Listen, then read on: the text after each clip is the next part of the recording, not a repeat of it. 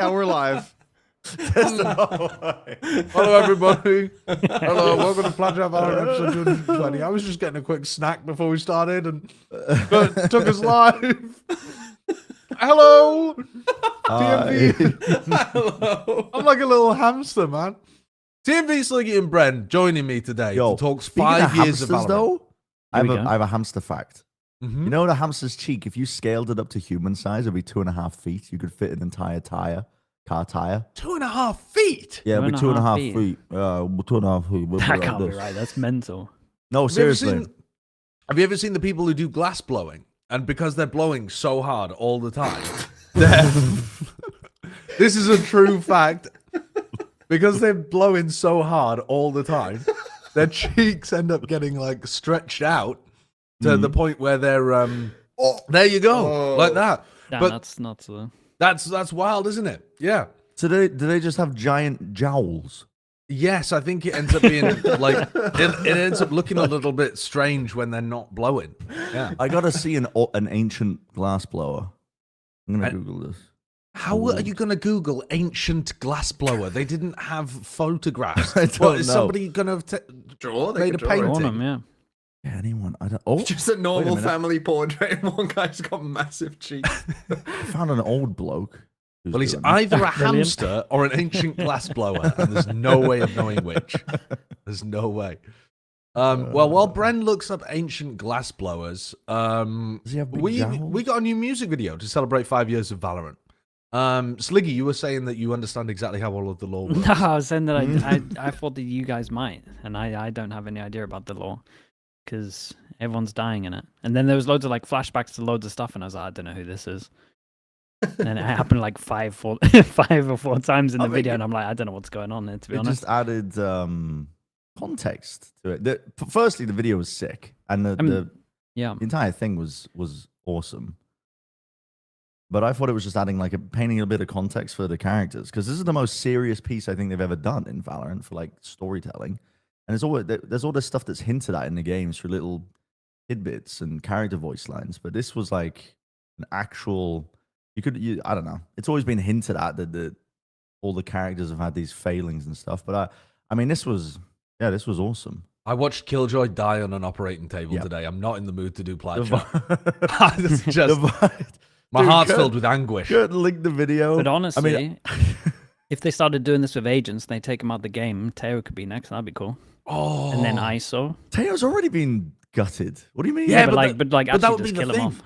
No, you do an entire cinematic, and that's like the thematic reason of why he got nerfed is that he's like really injured at the moment, so he can't. Yeah, he can't get in his iPad quickly enough anymore because he's in debt, so he can't afford as many missiles. It's a Yeah, bit longer to get. Yeah. Okay. dude, can you Then imagine? in 5 years' time, the resurgence video, and like he's back, and then the buff gets announced, and he's better than Oh, ever. damn.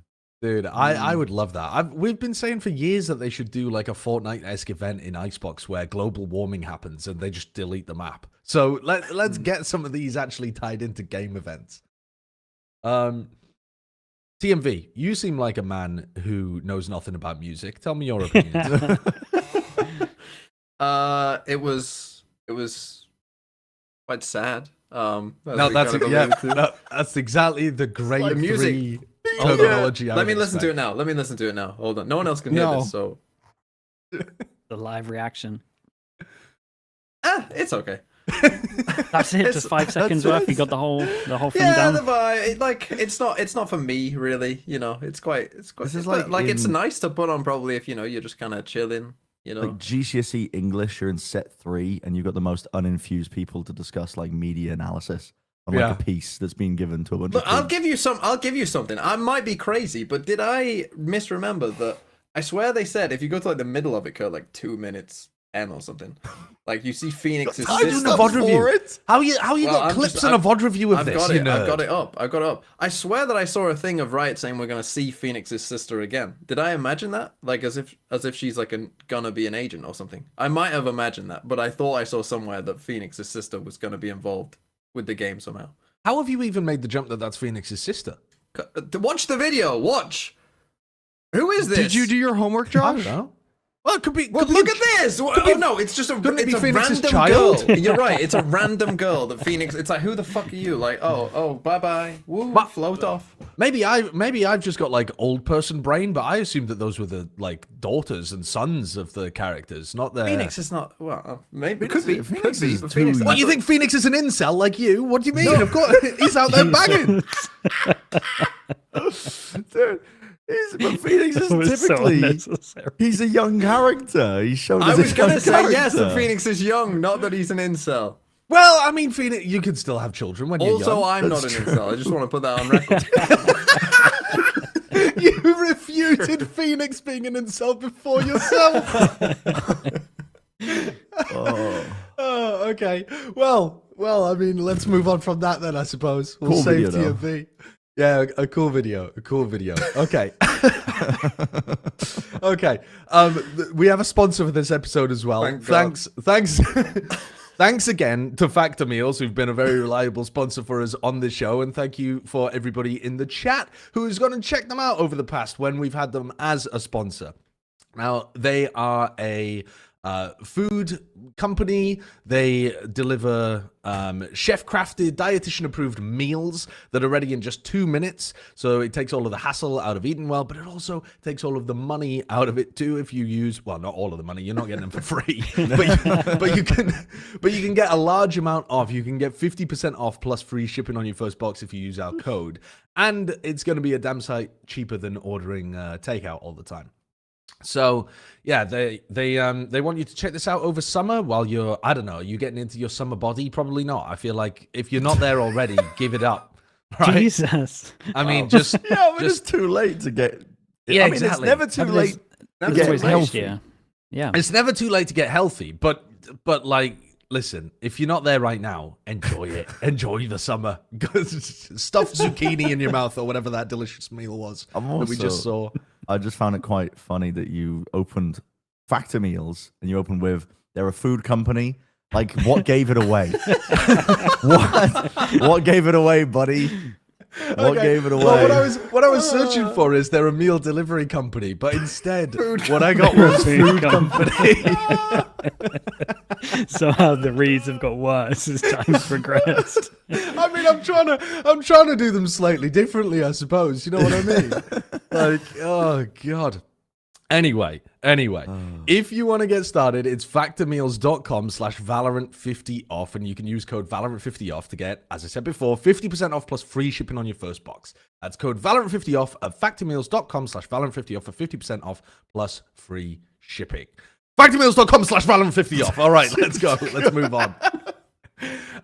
The members, though, are also incredibly important for us to do the show. And every week they give us a question. And this week, the question was, which VCT team are you bringing with you on a deserted island? Now, not necessarily a desert island. So this could be like England post-apocalypse. Or I suppose, Great I love the Britain no post-apocalypse. cannibalism rule. Yeah, no. That had to be specified. No cannibalism. Yeah, so Current Hypernova, active for the audio 5. listeners, says, what team are you taking with you? The rules are you get the current active 5 and the current head coach. Sorry, all gluers who have got like 92 players. No cannibalism, and you must try to minimize deaths as much as possible. Jesus. I mean, think it we're all does. Yeah, I was going to say, is it not just like which team do you want to kill then, essentially? Okay, well then... dead. What do you mean? Like, you're going to get on the island and that was Go the on, only Sliggy, thing you can stopping you? answer. I mean, First. dude, it's a whole year. You're not going to survive, right? Is that what they said for an entire Oh year? yeah, you have a year. Yeah, to depends, have a year to depends what the survive. island is, I guess. But You have I 1 year think- to survive before saving.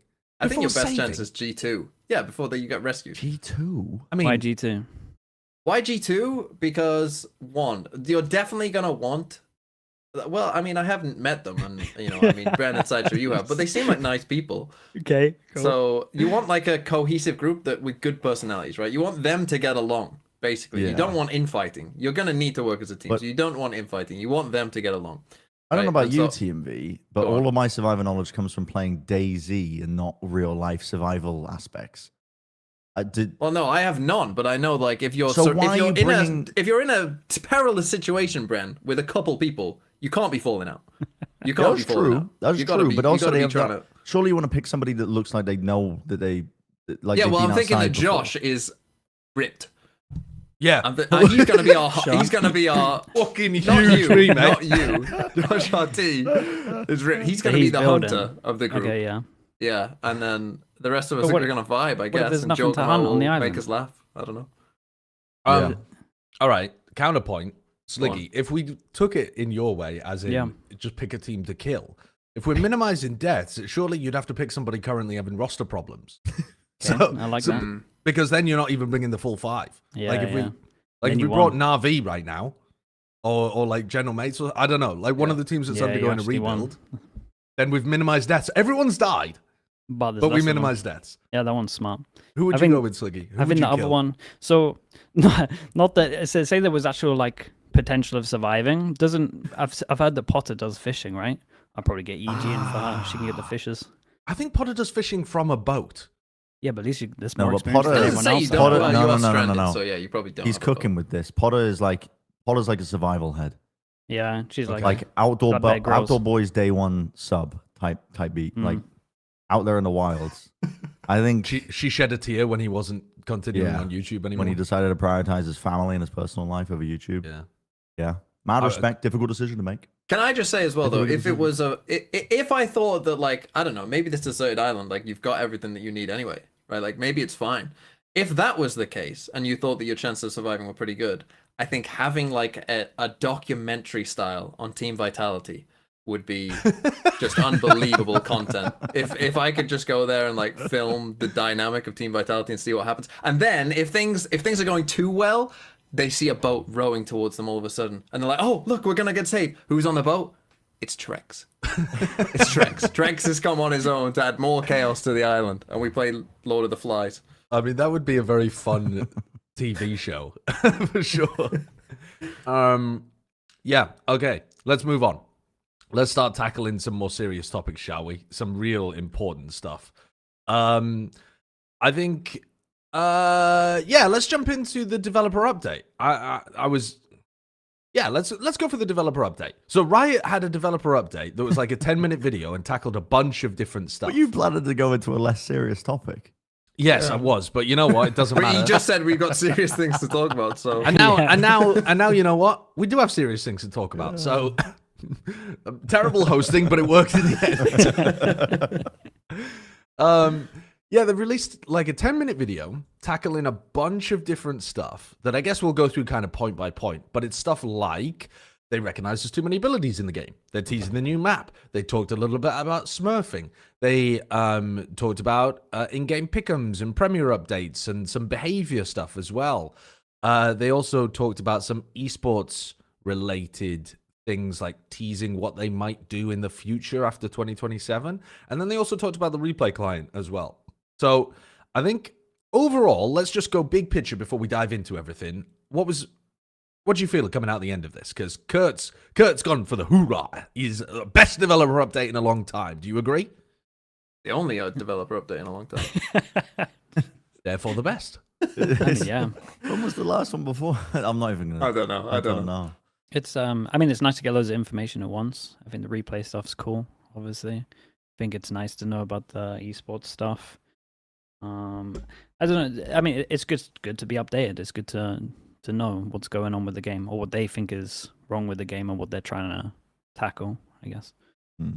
Yeah, But- I think overall it was positive. I personally would have liked to, because we already kind of like, you know, I mean, at least for this podcast and like what I'm interested in, right? The esports thing, you know, is very kind of central to that. And I feel like kind of knew that, you know, they've already kind of teased a little bit about like, you know, maybe wanted to make some changes. I kind of wish there was something a bit more, you know, concrete, but I guess we're going to get that at some point. And at least like this kind of fully confirms that, you know, 2027, something will change pretty fundamentally with how the scene Yeah. works, right? Which is at least, you know, something to look forward to. But I did want kind of, you know, more like concrete, this is actually what we're going to do. But yeah, overall, like replays are cool. You know, some of the changes that they made to like, you know, the premiere stuff, the behavior stuff, like, yeah, all makes sense.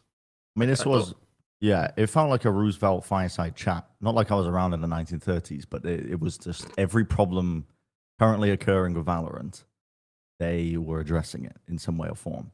Because I don't know if you've tried to 5-set the game recently, but it's whether smurfing, cheating, or whatever, it's like it's a nightmare if you're trying to play on your main accounts because you're usually playing against people who are account sharing.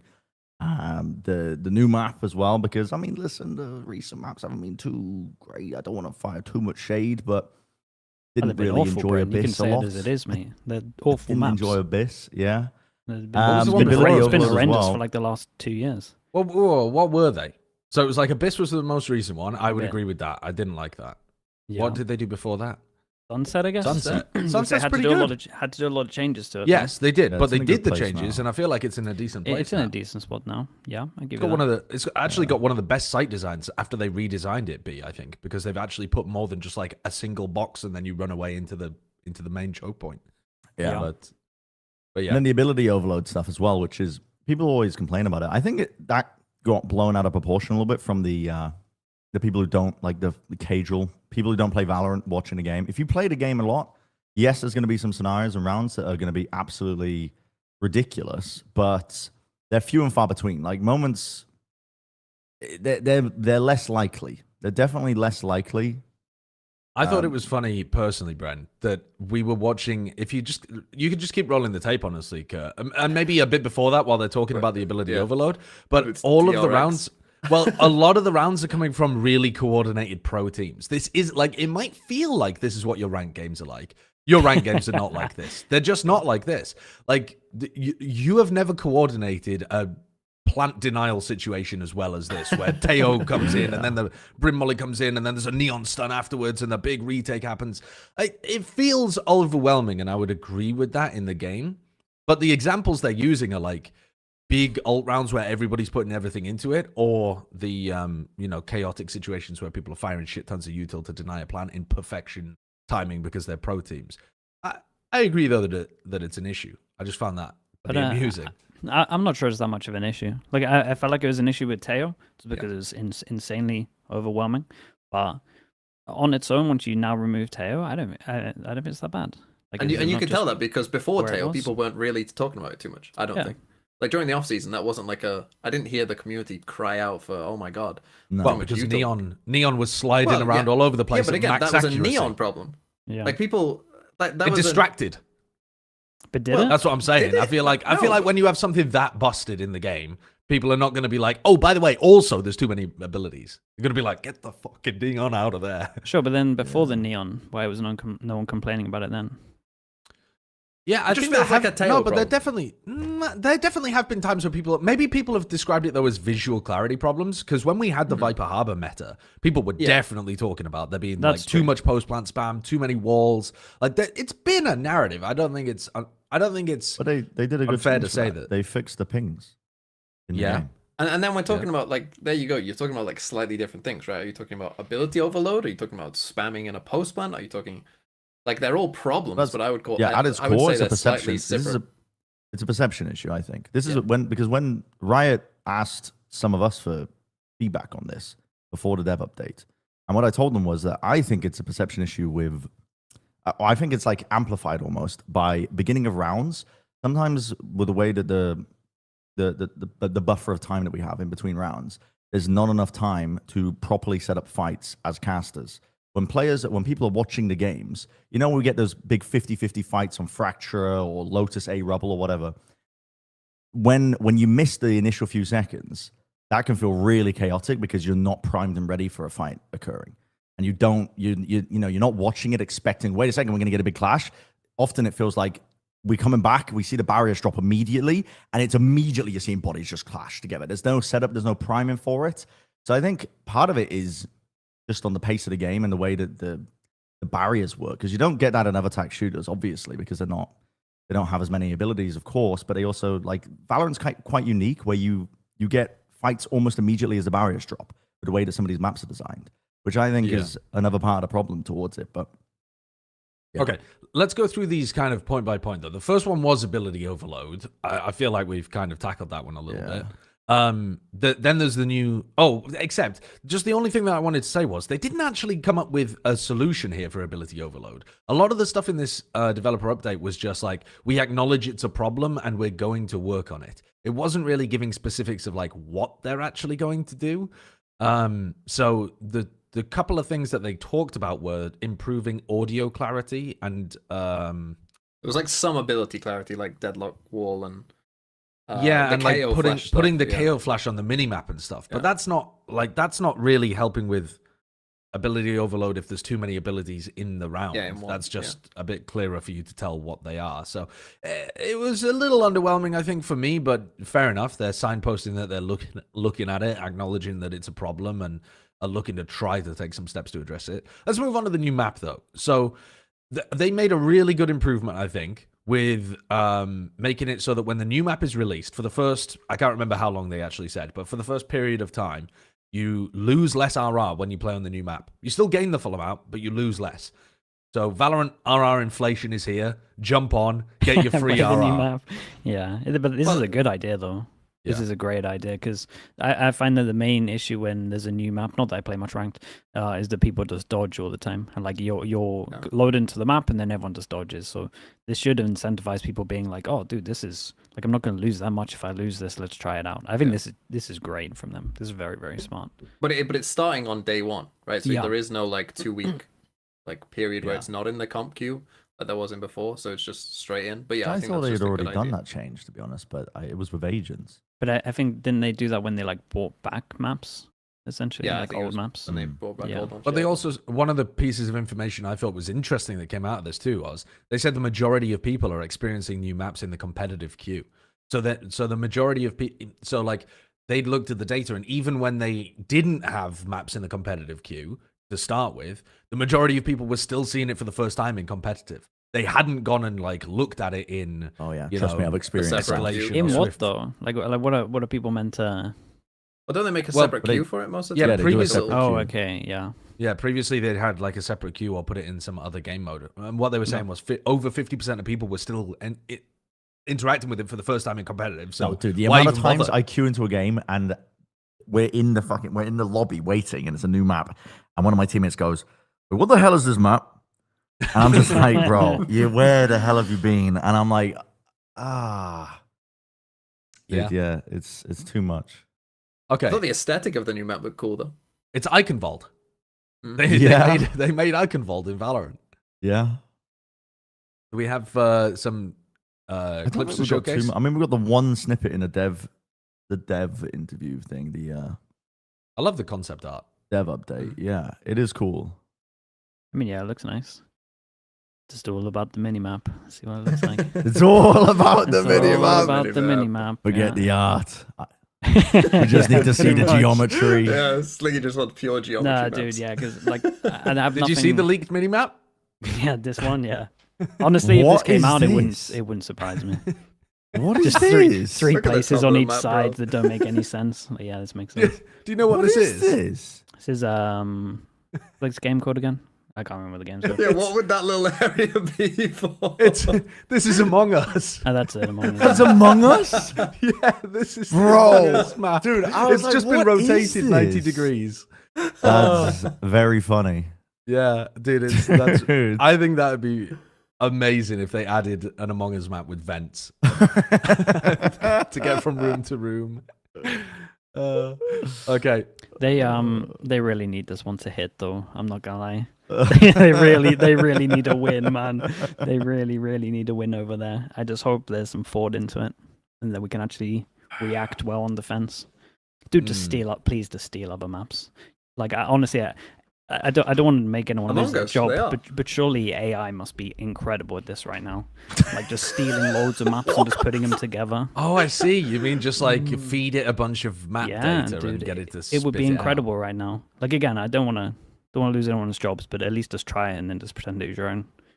Like I think you could make a really good map with it. It does sound like the kind of thing that the pattern recognition, like AI machine learning model, would be good at. Actually, Yeah, Just for come- sure. Well, I mean, it'd probably make some shit that didn't make any sense, like the Yeah. Among Us map, at least in Yeah, some yeah. areas. But then you Just could got tweak it a dead little end bit. room somewhere. Yeah. Okay, let's have a look though at what they did to counter smurfing. Now, Bren, you were saying that this was a big issue that you were running into all the time. Dude, well, I've only been Um, playing in 5-stacks recently, and it's just Right. the game's in a horrific state right now in 5-stack games. It's just the amount of I don't know. You queue up and it's like a bunch of people playing on clearly Smurf accounts. Maybe it's more of a problem in in the NA games, because especially when Josh, when we're playing with you and we queue up on the Georgia and Virginia servers only, we tend to get a lot of people who are playing on alt accounts from like Central America as well. And then obviously they're playing on accounts that aren't at their true level, which is fine. Like anybody, you can play on an NA account if you're from Central America. There's nothing wrong with that. But it's like if they're on alt accounts already, obviously you play against some individuals and they are way better than the average rank should suggest. And it happens frequently, actually, where you're playing against people who are just. You know how sometimes I we counter this? games, but You know how I counter this? Is that I don't look at people's profiles. When I Yeah, I lose mean, to them, that's- I just assume that they're having a GOG game and move on. that's I a feel great like way to handle it. if you Yeah. look up their tracker of the people you're playing against and you realize that they're a Smurf, because in your head, you're like, oh, well, either they had a GOG game, or I'll look at their profile and see that they're doing this every single time, and therefore they're probably a Smurf or cheating, but more likely a Smurf. Yeah. Just don't look. Just don't look and live in blissful ignorance and just say to yourself, yeah, they just had a great game against Now, the me, problem and move is, on to the I, next one. I do look, but you are right. That is the way to do it. And genuinely, it's above 50%, which is pretty bad in terms of having 5-star games ruined. But you Like, mean, for you mean of the 5-star games Of you have, you think you run into people quantity-wise, over 50%? Yeah, yeah. I do. Which is pretty abhorrent. Like it's I do it's a think bad that, way for the game to be. Yeah, and also on top of that, I don't know if you suffer from the same thing, but I feel like when I 5-stack, like if I'm streaming, first of all, we'll get stream sniped. Oh, you're getting then, sniped all the time. I'm so- watching so- UQ with Mini, and it's bad. No, we stopped playing 5-stacks. We're just getting sniped the whole time, and then at the same time, you're queuing for like 15 minutes. Yeah. It's just like, guys, I'm not sure this is this is a thing. But and then if I could just load up Face It from CS and I've got a game in 1 minute. So I don't know, man. It feels. I'm needs still to change. surprised that they haven't allowed you to play deathmatch while queuing for ranked. I mean, that's There well, are so many games that have this. Overwatch that might be added that. engine limitations, which brings us on to another point in the. No, well, I mean, Yes. maybe Maybe. it might be. It's not like I know shit, but yeah, they're upgrading to the Unreal 5 engine in July apparently. So go on then, Bren. You're the expert computer. I'm not the expert. I Yeah, mean, my just wife. throw it Is, to people. You're the expert on this.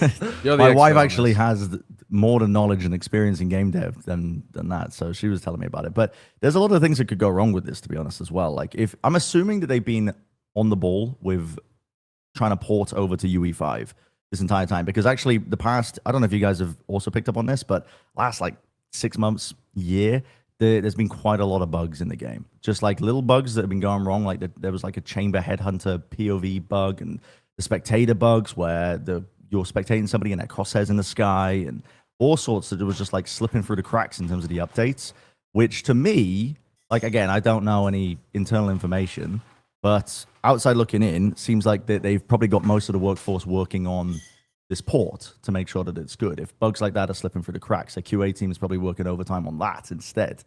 So I hope that's the case, because honestly, maybe it's not going to be too much of a problem, but there's going to be little quirks that potentially go missing, like little tiny things that people take for granted or are used to right now with UE4. I mean, it could be anything. Like, it could be weird stuff, like when you shift D-hop upstairs and it's silent, or when you silent latch onto a rope and drop down. Stuff like that might break and go missing because, I don't know, it's like the things that they're trying to test and are probably like the gunplay, the movement, things like that. But it's probably necessary for them because, like, again, I don't know the technology behind UE5, but it's probably going to give them a lot more to work with. Yeah, Kurt's just pulled up for any audio And this listeners. is the Kurt's leak, pulled up right? UE5 here, and This is the leak? Yeah, this is what Valorant now looks like. Okay. Yeah, it's got a slow mo mode in the map replay looks viewer. interesting. Yeah. Okay. Let's tackle another part of this, which was the behavior standing as well. Now, this I thought was a pretty interesting one.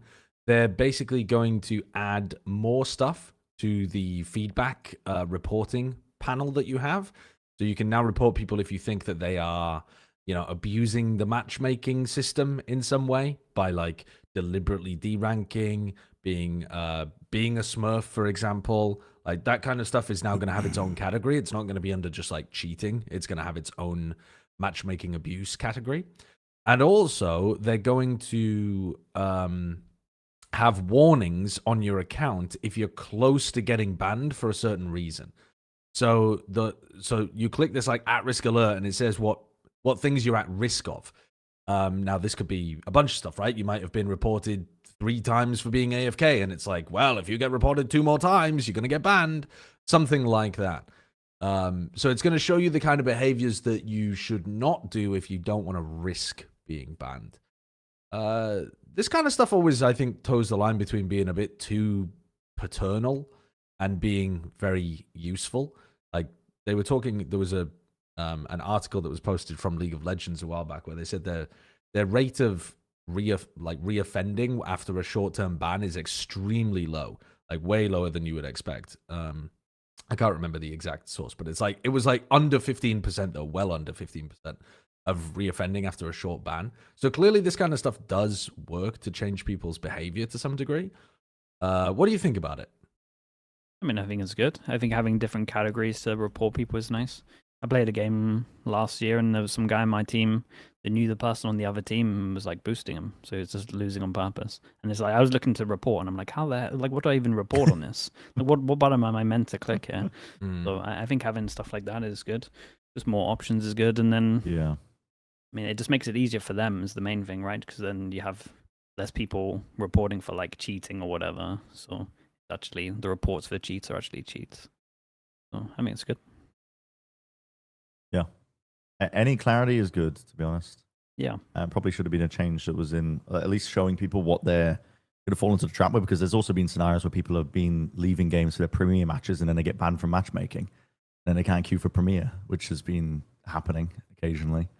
I mean, isn't that troll to be queuing up for matchmaking when you know Yeah. that your Premier match is It is. like Yeah, 15 minutes away or something? Yeah, but I think they were queuing for like a TDM. They would leave a TDM. Oh, okay. Yeah. And then they would get banned because it's like, I mean, TDM is more harsh than deathmatch. But yeah, and TDM you can't leave. Yeah. Okay.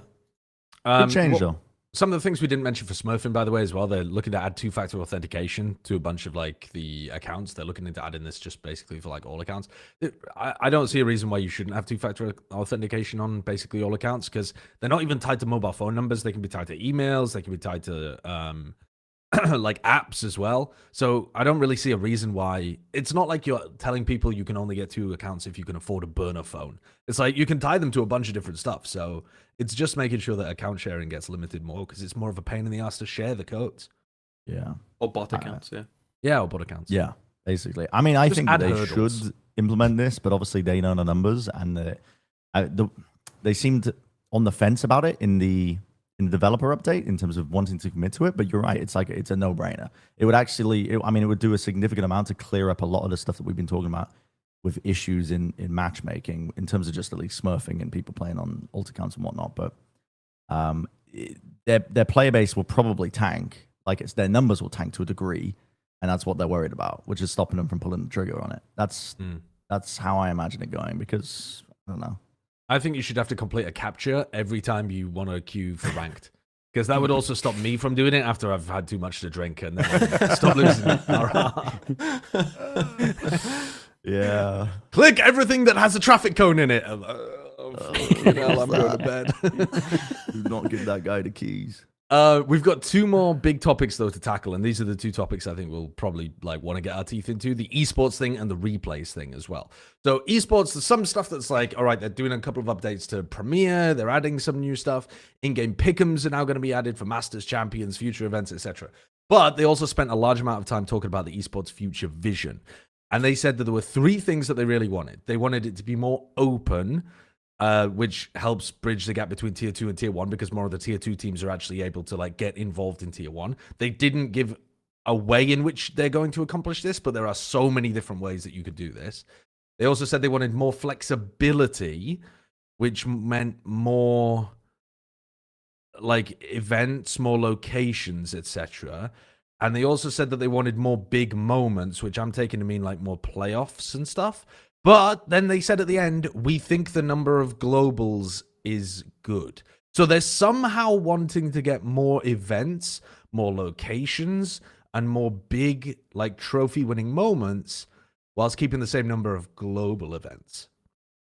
Or like regionally, I guess. Is Yeah. Yeah. What I interpreted it as is the regional like finals would be, in a bigger space, in a given more, pizzazz to it, treated more like a real kind of event rather than just like, oh, it's just the end of like stage one.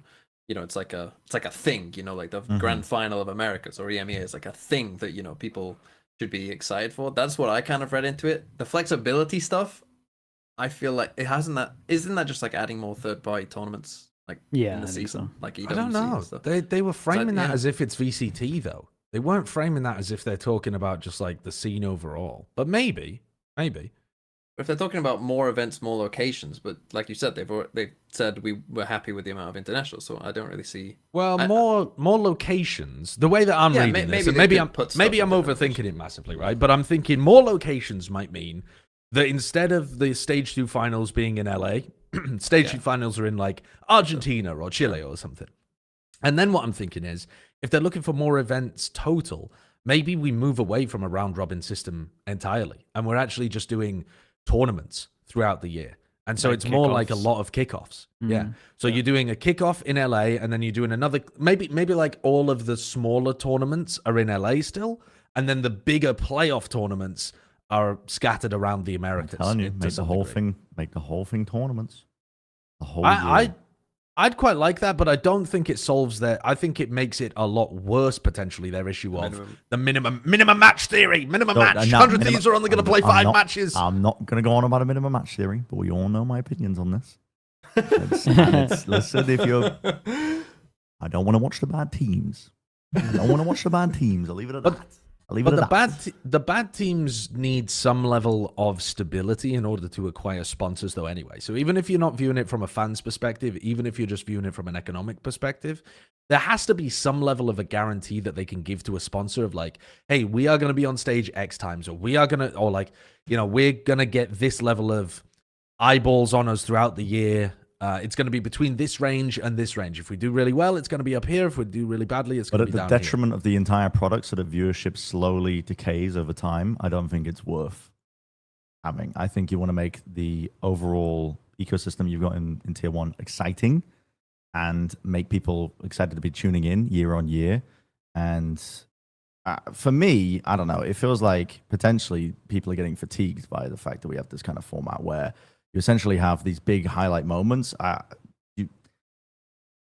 The highlight moments come from Masters and the global events, right? And the big moments, maybe the regional playoffs as well. And then you have the 5 weeks of regional matches that only the hardcore fans are really tuning in for.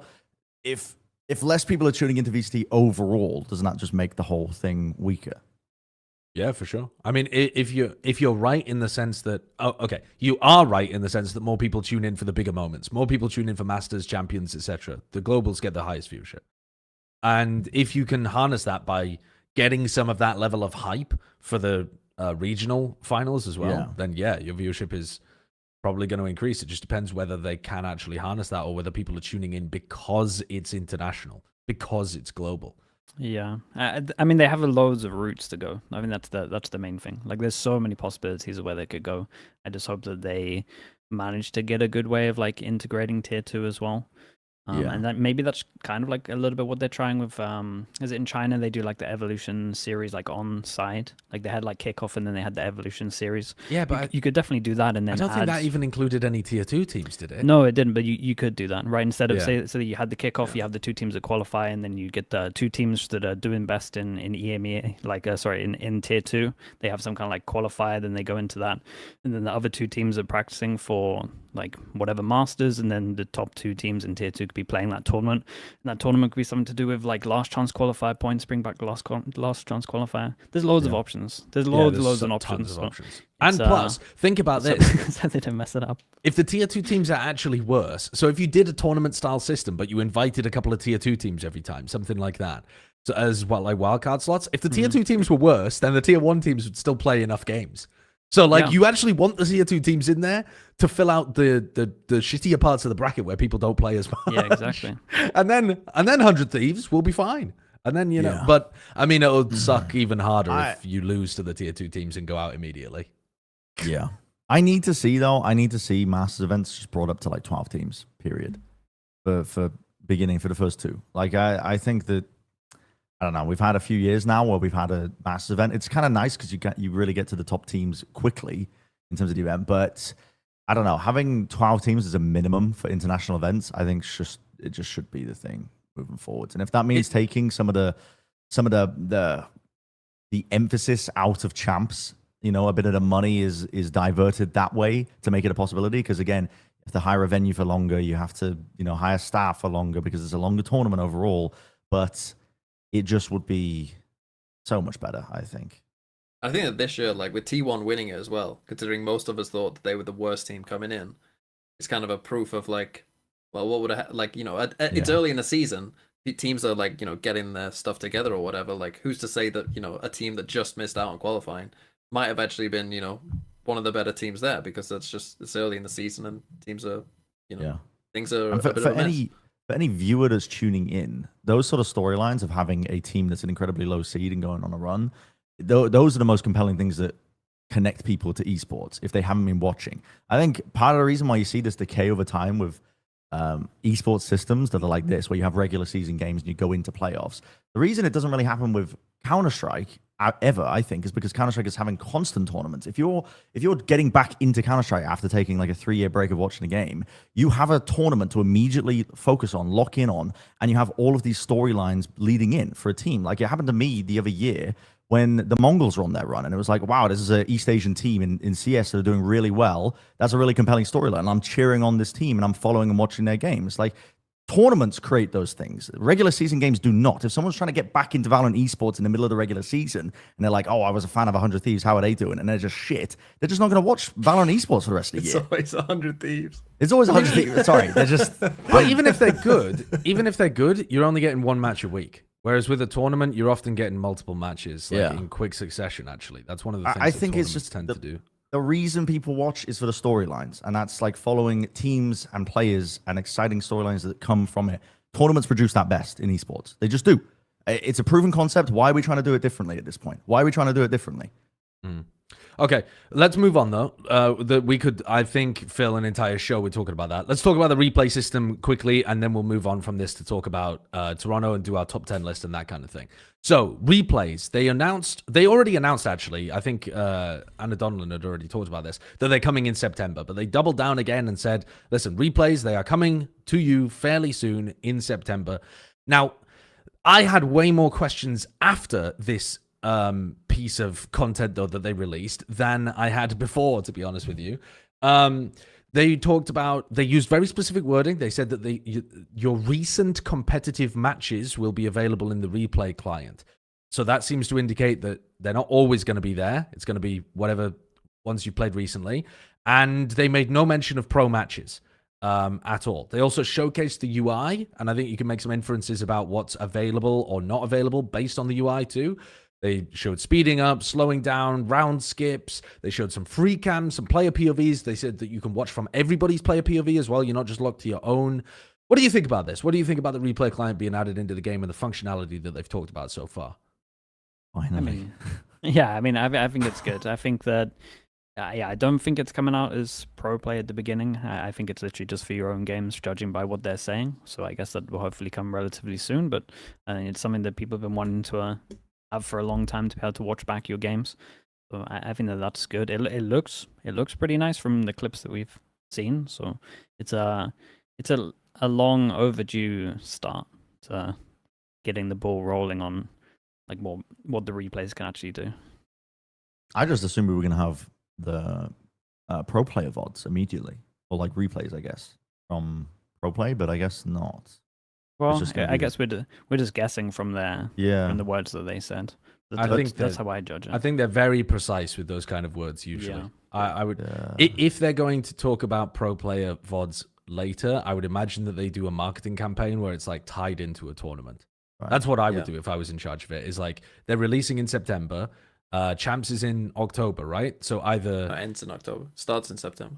Right, but what I mean is, so like I would release them at the end of Champs, because the teams when they started this year didn't sign up for a system where you can like get insane ante on all of your teams like instantly when a thing is released. Maybe they can do that for next year, where all of the pro games are available an hour or whatever after the game has been played. But for now, for champs this year, I would prefer them, honestly, to go the route of, at the end of champs, all of the VODs are available, and then announce what they're going to do with pro games in the future. I think that would be a good way of solving it. I think it'd be a good marketing for the replay client too. Yeah. I don't know. From a coach's POV, Sliggy, would you be losing your fucking mind about this being potentially added to champs right now? Nah, not really. I think it more just evens the fairness, because a lot of the time it's just like, is the observer on something at the right time, and that's like randomness. It's like with that turret bug that happened. If the observer wasn't in POV, got that goddamn Prius guy. If he wasn't on, if he didn't press that button, go to the POV of like the overview, we wouldn't have seen it, and then we would have played. So it's like all it takes out the randomness element of the observer shows this lineup, and that, do you get what I mean? So it's just, now it's an even playing field, which I think is fine. For the teams that come up with stuff, it's like a little bit annoying, but it also means you can just steal loads of other stuff as well. So I think it's good, just because it takes out that little bit of randomness of like, did the observer show something properly? What you don't realize, Sliggy, is what we're gonna get is they're gonna notice the day after that they lost because of a bug, and a team's gonna go back and That's demand. true, yeah. And we're gonna play at a random day at random time. I'm very excited though for the future of the replay system. This, in terms of just level, if the bar is currently here, it raises completely for everybody involved, and that trickles down into the game as well in terms of how good people are, just in ranked and everything else, because you can learn from a particular player's POV. What you're saying, Sliggy, as well, is just, it just levels out the playing field. No longer is it RNG that the observer actually was just on our team for that moment when they were showing this particular molly lineup that we use for this scenario on this map. Now it's just opened up completely. What I noticed, at least, when it happened in Owl, Josh, or just Overwatch in general, which happened like the first year of Owl, it just accelerated how quickly teams got good at the game. It really raised the ceiling in terms of how good teams could possibly be. That's very true. So I'm super excited for this. If they do bring it out and there's not too many obstacles in terms of pro players, I think it will do bits for the game, just in pro play. Yeah, it's definitely the fastest way for people to get good. So like, say that you're normally anchoring like a site, and you're just like, hey, I can now watch a Nat's demo, and he has like 3 different little micro reactions that he does that I don't normally do. I can now add them in, and you just expand like how you play that part of the map. So it's it's really gonna, once it's like fully down to that level, and you can just download a VOD or just go back and watch an actual pro match, it's gonna open up the possibilities for just players to get better, and also just content creators as well. It's gonna be cool to just be like, this is how Aspas plays Icebox. Now look, he's over towards the B box on yellow. I mean, you could do for the 5th time in a row. There's going to be a ton of content creators who try to snipe pro players so that they can get their VODs of them in ranked and then release them on YouTube. Like, I would just be trying to snipe a bunch of pros so that then I could release, like, this is, finesse POV in whatever, or like tens POV in whatever. I'm assuming that it gets locked to ranked, rather than the actual pro matches. But also, where the fuck is the HUD? Bake a HUD into this thing, man. I don't want to have to flick through all of the POVs to find out what abilities are online. That's my biggest gripe with it at the moment. And it's still a gripe with the game itself. They've got it baked into the mobile client. I saw that. Yeah, that was posted. But that's, again, I don't claim to know much about it. It's got to be completely different. Yeah, it's going to be a different team working on the mobile client for most of the time. So, and that's obviously... Steal it, man. Yeah. We've got to have a baked in HUD. It makes no but... sense. It makes no sense, bro. All right, let's move on, though. Let's move on. So let's talk about some Masters Toronto stuff and then go into our top players. We've got 2 pieces of roster news about teams that are going to Masters Toronto. So Penny is to replace Nats. Now, I didn't see this indefinitely part. I thought it was just for like the first game or something. So I must have missed a little bit here. But I put indefinitely issue, because of... it's a visa issue, so it's indefinite. It might be. But they might get it in time. They're still holding out hope that they might. Isn't that what get indefinite means? It's not definite. Well, yeah, true. Oh, well, no, indefinitely would be for the entire English thing, I think, language usually, test. But yeah. Okay, anyway, sorry. So Nat says, unfortunately, due to visa issues, I will not be able to travel to the tournament with the team. There is still a chance that I will get a visa, but most likely not before the first match. I hope I'll be able to show up to the tournament. I will keep everyone updated. No matter if I'll be there or not, Team Liquid will still need your support. So, yeah, at minimum, it's going to be the first match by the sound of it, and possibly for the entire time, frankly. So yeah, That's rough. That's a rough loss for Team Liquid, man. That's a Could they rough lose loss. a worse player? No, that's- it's course the not. worst player for them to lose. Heavy frag out IGL. It Can't get much worse than than that. Yeah. And Penny, do you expect him to be playing? I mean, first of all, let's do a little rundown on Penny. What do you know about Penny? I mean, he beat me at the first Reykjavik. That's Wow, true. that's a throwback. Yeah. Yeah. And he played for quite a while at the tier 1 level as well in North America, kind of pre-partnership. I remember him being an extremely kind of streaky duelist player where sometimes he just looked like absolute god gamer, and then sometimes he fell off a little bit. But I haven't been following his career most recently in tier 2 as much. I've heard good things about him though, like he's been performing really well. And then obviously we saw him recently playing for Furia as part of the stand-in team, and he kind of farmed good. there. Although, I mean, what can you say? It was against 2G, so they were playing very badly at the time. But still, what do you expect Penny to be doing? Is he gonna be playing Senti? Well, they could put Serial on Senti, I think. Yeah.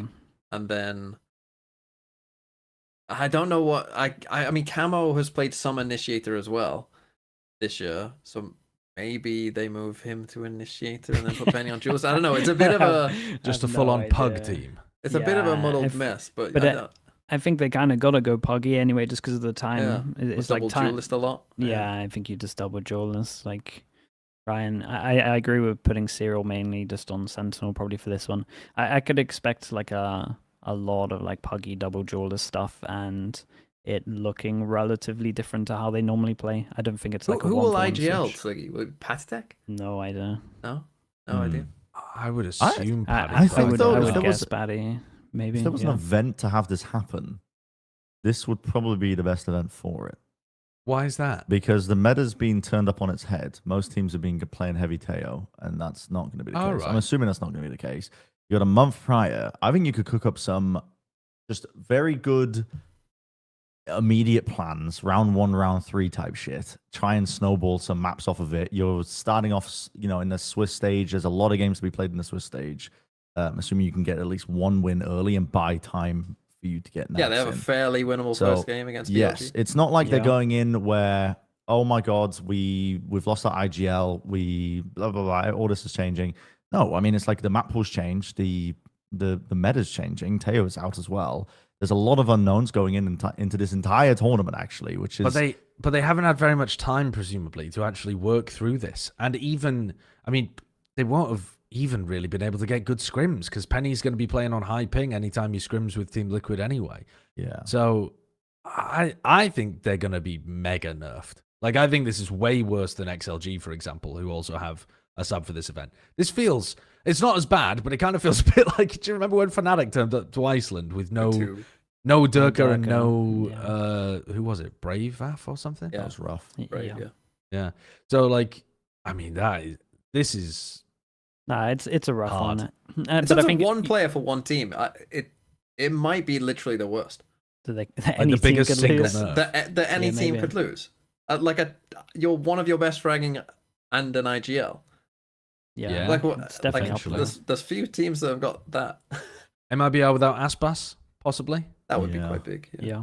Don't know. It's definitely in the top 5. Yeah, I just think if you were throwing this curveball, you're just playing a lot of double duelist or like chamber vice, something like this. Just something where you just put Penny on something that can frag out that doesn't need much practice. Do you think they beat? So we previously had them winning their opening game against Billy, I think it was, isn't it? Yeah. Do they win against Billy? I think that's I'd say tough I- ask now, personally. actually. I think considering the time, if Billy lose this, it looks bad on them, to be honest. Like, considering you have 2 extra weeks, probably like 10 to 14 extra prac days, if you're actually just looking at prac days, which would probably be like 2-3 maybe even 4 times the amount that Liquid would get with their 4-5. I think if you're losing this and you're Billy, I don't know, I would feel devastated, to be honest. So, Yeah. I think Billy should be winning this. That's where I'm Put at. the pressure on him, Sliggy. Dude, it would be embarrassing. It would be It'd embarrassing. be devastating to lose Yeah. this, Billy. I mean, it's funny that Billy would go from being the underdogs who would feel like, yeah, we've got nothing to lose, and now they're like, oh shit. This we is- got, we should be whimsy winning buff this. for Liquid, yeah. Yeah, incredible whimsy buff, actually. All right, so I mentioned it before, though, too. XLG have also got a sub. Last week, we didn't know exactly who it was going to be, but rumors seem to indicate Midi from Trace, and that has now been confirmed. So they're going with Midi, who is at least an initiator player, but he was like a full Tejo player for Trace Esports. He was even a last-minute addition to Trace, which I assumed from the outside was because they were kind of lacking Tejo, like expertise. But his last 20 or so matches, he's played 15 games on Tejo, and then 3 on Sova, 2 on Killjoy. And they need a breach player, or like, you know what I mean? Like they need some kind of initiator that's probably not playing scan initiator. Yeah, I was going to say, I don't think they need a breach anymore because the breach No. kind of loses a little bit of viability on most of the maps, apart from honestly, on most of the maps, to be honest. And they could get away with playing him on scan initiator, honestly, because they could move around what Coconut was up to. Yeah, just put him on straight Sova all the time. Sova stats are kind of crazy. I just put him on Sova every map. I go on. Yeah. Go to all time. He's still got he maintains it. Oh, he's only ever had 3 games. Okay. But honestly, So he's only played 3 games of Sova, but he has a 0.85 KPR. I mean, that is kind of crazy. That is pretty good. Yeah. Bring it out. All right. So what are you thinking about this one? Not as big of a nerf, presumably, as Liquid. I mean, definitely not as big as enough. It's still really rough. I don't know when they started practicing with him, but I still think it's a big nerf. But I think this team got nerfed in general anyway, and they had to kind of do a reset because I think them losing the tail was pretty big. So they also do start later as well, so they will have some extra time. The thing is, though, we're not like it is a bit of a disappointment because like if XLG just crash out of this tournament, it's like you'll be thinking in your mind, maybe was it because this happened, or is it because they just weren't that good? Like, could they have done more? You know, like that's always going to be like if they do, because obviously whoever they get in the playoffs, it's going to be a pretty good team. So yeah, it might be a bit of a disappointment. I think we're going to have a lot of questions coming out the end of this event, no matter what, because of the meta changes, because of all of that stuff. I think it's unavoidable that for a lot of teams we're going to be like, oh, could they have done this in a different meta? Could they have done this if the EMEA playoffs hadn't been delayed? Could they have done this if Nats had been here? I think there's just going to be so many questions about this. As Bren said, to Mickey Mouse like the entirety of 2024. Let's go for our top 10 players, shall we? I kind of wanted to wait until Bren was back, but I don't know where he's disappeared to. The mustachioed one has vanished. But the people are calling for it, clamoring for it. So we gotta send it, I think. this was hard. This was a nightmare. Yeah, Worst one so far, Sliggy? by far, I think, because it's just like I had like 20 players, and then I'm looking at my top 15, and I'm just like, mate, I don't have this guy, I don't have this guy, I don't have this guy. People that I would probably normally put in my top 10. I'm just like, what do you do? Do you go with like the recency bias in terms of performance? Do you go for just performance in general over the years? Like, I think if you looked at all of them, you had about 20 to 25 people that you somehow had to cram into 10. Yeah. I also think that this one was harder than most in terms of deciding number 1 as well. Yeah, I think that most number 1s I think are either obvious or there's like 2 players. This one I think there was, probably more like 4 or 5 that I think you could justifiably put number 1. Yeah, I think there was straight up 5 players that you could have put I there. hate top 10 lists. Good thing you did the top passion, 15 man. then. Even top 15. I hate racing players because there's so many intangible. I mean, you probably already been talking about it, but there's intangible stuff that you can't even look at stats for. Like, how do you rate IGLs, for example? How do you rate players that, you know that they're of a caliber that are up to this level, but the way that their team play doesn't enable them as much as this team, and so they don't look as good statistically, but they're still a really good player. But anyway, I hate them. Can I share some wisdom? The wisest man on earth hopped into my chat a couple of years ago while I was doing a top 10 list, and he just typed one message. He just left me with this, and it stayed with me for years. He said, tier lists are the cardinal sin against complex thought. And it is just, he just dropped that piece of wisdom and then left, and you're so right. First time chat, and they just left. And it's just gone. Now, Sliggy, tell me a little bit about your thought process, because you mentioned a lot of things that you could weigh up, right? Do you weigh up form? Do you weigh up how they've played historically? What was your overall approach to this? I did a good mix of recency bias / Teo's out, so maybe they won't be as high as I would have put them if Teo was there, and then I trying to factor in most of the years that I've seen them. Then I also didn't follow that rule with certain players as well, so it doesn't really work. I was looking at my list, and spoiler coming in, I was kind of looking at, and I'm just like Jawgemo, and I was like, I know he should be here, but I don't know how I can put him in. So Jorg didn't even touch the sides on my list. He didn't even factor in. You're wrong for that. There's just too many good players. You're just wrong for that. TMV, what was your system? Did you have a system? My system is always I start with a mega short. Well, this one was a mega short list. Normally my short list is like only like maybe Just a long max. list. Yeah, this one was a long list. Yeah, of people that I need, and then I kind of like, but this is a problem that I noticed with mine is that sometimes I'm looking at like, oh, I've got 4 Team Heretics players here all together, and I'm going through the short list. And I'm like, I need to narrow this down. Well, sorry, Team Heretics players, but I know that only maybe 2 of you getting it, so off you go. Like, just like. And sometimes almost you end up with arbitrarily. like, yeah, like almost arbitrarily, like I'm getting rid of some players, and then at the end I'm like, wait, why did I get rid of them so quick? Like, I got rid of them too quick, and maybe they should be here, and then you end up panicking. But yeah, sometimes I like to think about this in terms of like, if the players were getting drafted, and I tend not to take IGLs into account to it, but like if IGL isn't accounted, who would you draft? Like if it was a fantasy draft and all the teams could pick a player, like who would you go in order? Sometimes I like to think about it like that, because I think that's quite an interesting thought experiment. But then I don't even think I've done that for this either. So I like the amount of thought though, and the amount of nuance that's constructed You've just here. fucking picked out of a hat, have you? Oh no, I'm not going to tell you about my system necessarily, because this was all just a setup in order to provide some contrast to Bren's system. Okay. Now, Bren, tell the people how you've decided to construct your list.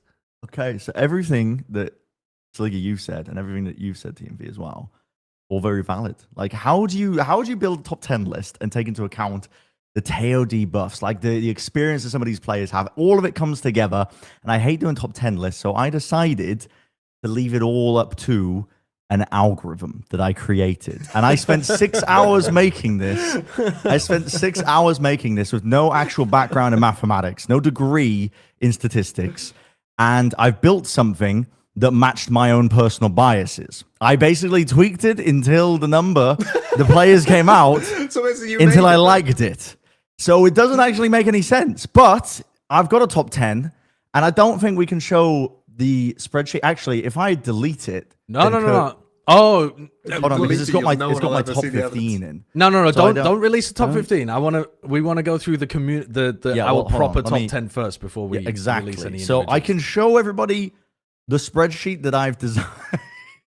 We'll show it later. But it's we'll show it later. But when I tell you that I took into account the Teo debuff, the big game player buff, the sacrificial lamb stat, the VLR rating, to come up with my own official rating system, we have a system. Does it work? So- I don't know.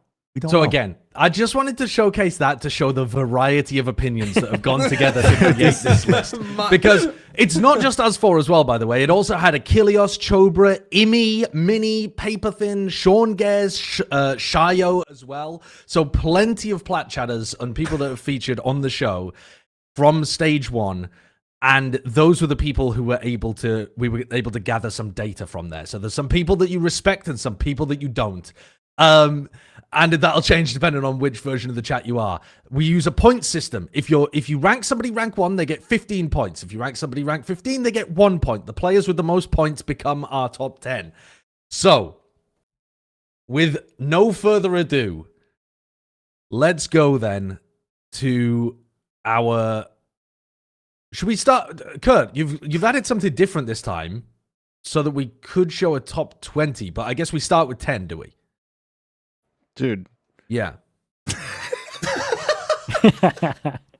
Don't dude me as if it's exactly the same as before. It's not the It's same. called As top before. 10. I wrote this run of show Okay. a while ago, and then no questions were asked, and I also don't think you read it. So No, I didn't read it. No, I've done no perfect. reading. So we'll do All right, the I top do know what 10. we're We'll doing go now. 10 to 1, and then after 10 to 1, we'll show all 10. And then after we right. show all 10, we'll show 11 through 20. And then after we Perfect. show Host that, cut. we'll show the community top 20. Yeah, we should It's just all here. Delete me from the show. Delete me from the show. Let's go then. With no further ado, except a little bit of ado, let's go for our 10th best player at Masters Toronto.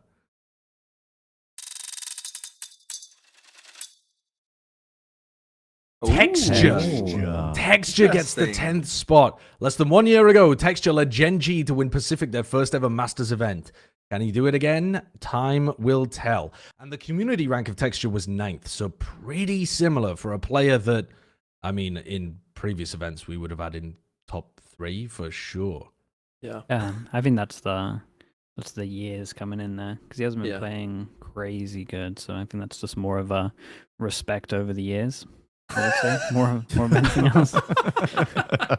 Did you say so you don't think he's been playing crazy good? Because I think it's No. still actually been Been pretty fine. damn good performance from standard? Texture. Yeah, I don't think he's played up to his highest standard. I think he's been good. Like he's good. I'm not shocked that he's here. I think I had him like Sure. he was in my top 15. I don't think he quite made my top 10. Like I'm not shocked that this is the case because if you are basing it more off like what is this player's ceiling, then yeah, obviously Texture has an insanely high ceiling. But yeah, I would personally say that like I thought that in the like important moments, Karen maybe was even slightly more, doing more for Gen.G than Texture was. In the important And maybe moments of the Karen will playoffs. end up being higher anyway. Obviously we don't know at this point, but yeah, I Okay. think I think Texture can play better. Okay, dude, supportive parent. You could do better though. All right, let's have a look at Hope he number does. 9th on our list then. So the community had Texture at the 9th position. So we know that this isn't even going to align with the community's perception. But our top 9 player is Riens from Team Heretics. Headshot percentage enjoyers love this guy.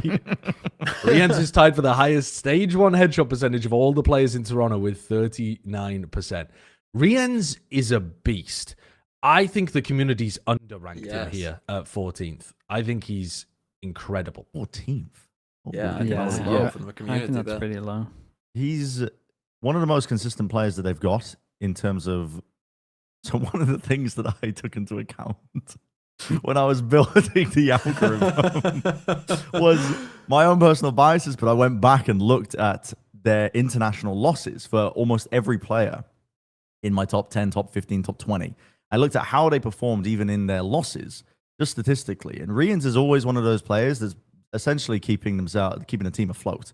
Even in their losses and especially in their wins, like consistently, this guy is near the top in terms of being just like, this guy's really good. He's really good at the game. He's really good at the game. But I can understand why he gets underrated because, again, nothing matters. And top 10 lists, they don't matter.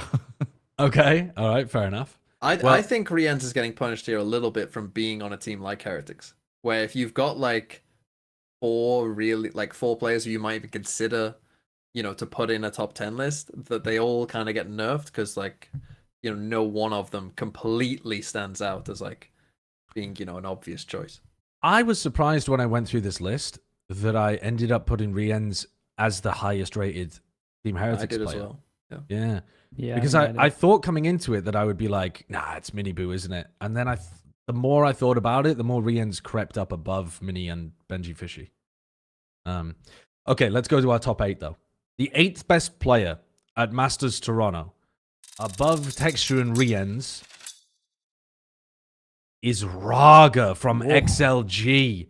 The That's community high. ranked 12th. Raga is yet another Russian player coming into a foreign region and dominating. He had the highest kills of any player in Stage 1 groups with 256. I had Raga. So, Sliggy, Yeah, you think that's too high? yeah, I put him 15th. Hmm. He does. It's a lot of. If you look, I think he's a beast. I will say I think he's farming a lower region, and I do think that he's set up very well from his team. So that's why I kind of looked at his stats, but then like stats wise, he's a top 10. But then you actually like look at some of the games, and I think you have to award a lot of it down to the team and the fact that some of the teams he's playing are doing some mad stuff, man. So it's a mix of that. And again, he's a beast. I don't want to take anything away from him, but I think it's slightly inflated from the way that the team plays. There's always some kind of util to set him up, and then they just playing. I agree with you, Sliggy. I also didn't rate Raga. I didn't even put him on my list in my top 20. You forgot about him probably. It's because he Him and Alfie have been banished. he didn't have any stats, so I couldn't put him into the algorithm. So and I asked myself the question before I went, and I was like, well, I watched the China VODs beforehand as well. I did my due diligence, and I said, okay, well, would I put Raga, YZ, or Russia as those are the players I was looking at, and I was like, would I put them in my top 10 potentially? And I said to myself, well, maybe. And then I said, well, then I have to do some digging and You've already actually got pull the 5 numbers. Wolves players in there, so it's Exactly. But then I said to not myself, enough space. I have to do some digging and I have to create the RAR rating for them without knowing what goes into that to actually formulate that. So I said, I'm not going to do it.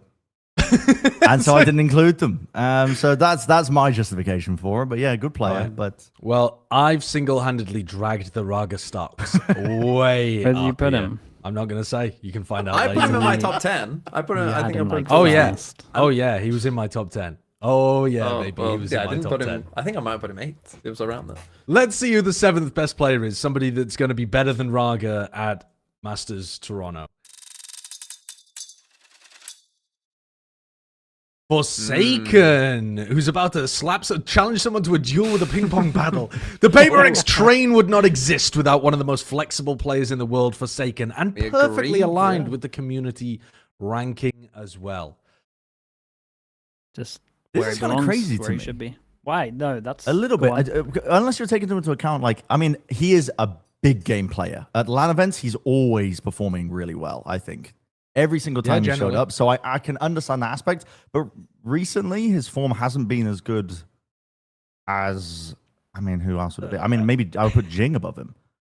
I would say Crazy. if I don't you'd think that's looked- that crazy. He's been the best performer for sure. in playoffs, I think Forsaken was their best player. Yeah.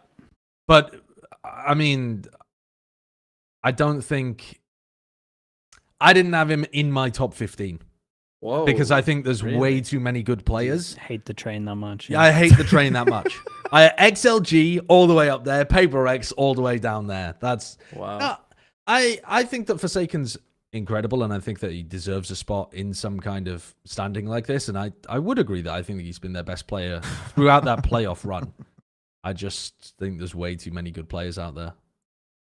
I think that's a bit crazy from you. But I do. Oh, I these I lists think are the gonna go argument against wild. Forsaken is that people like the uniqueness of him.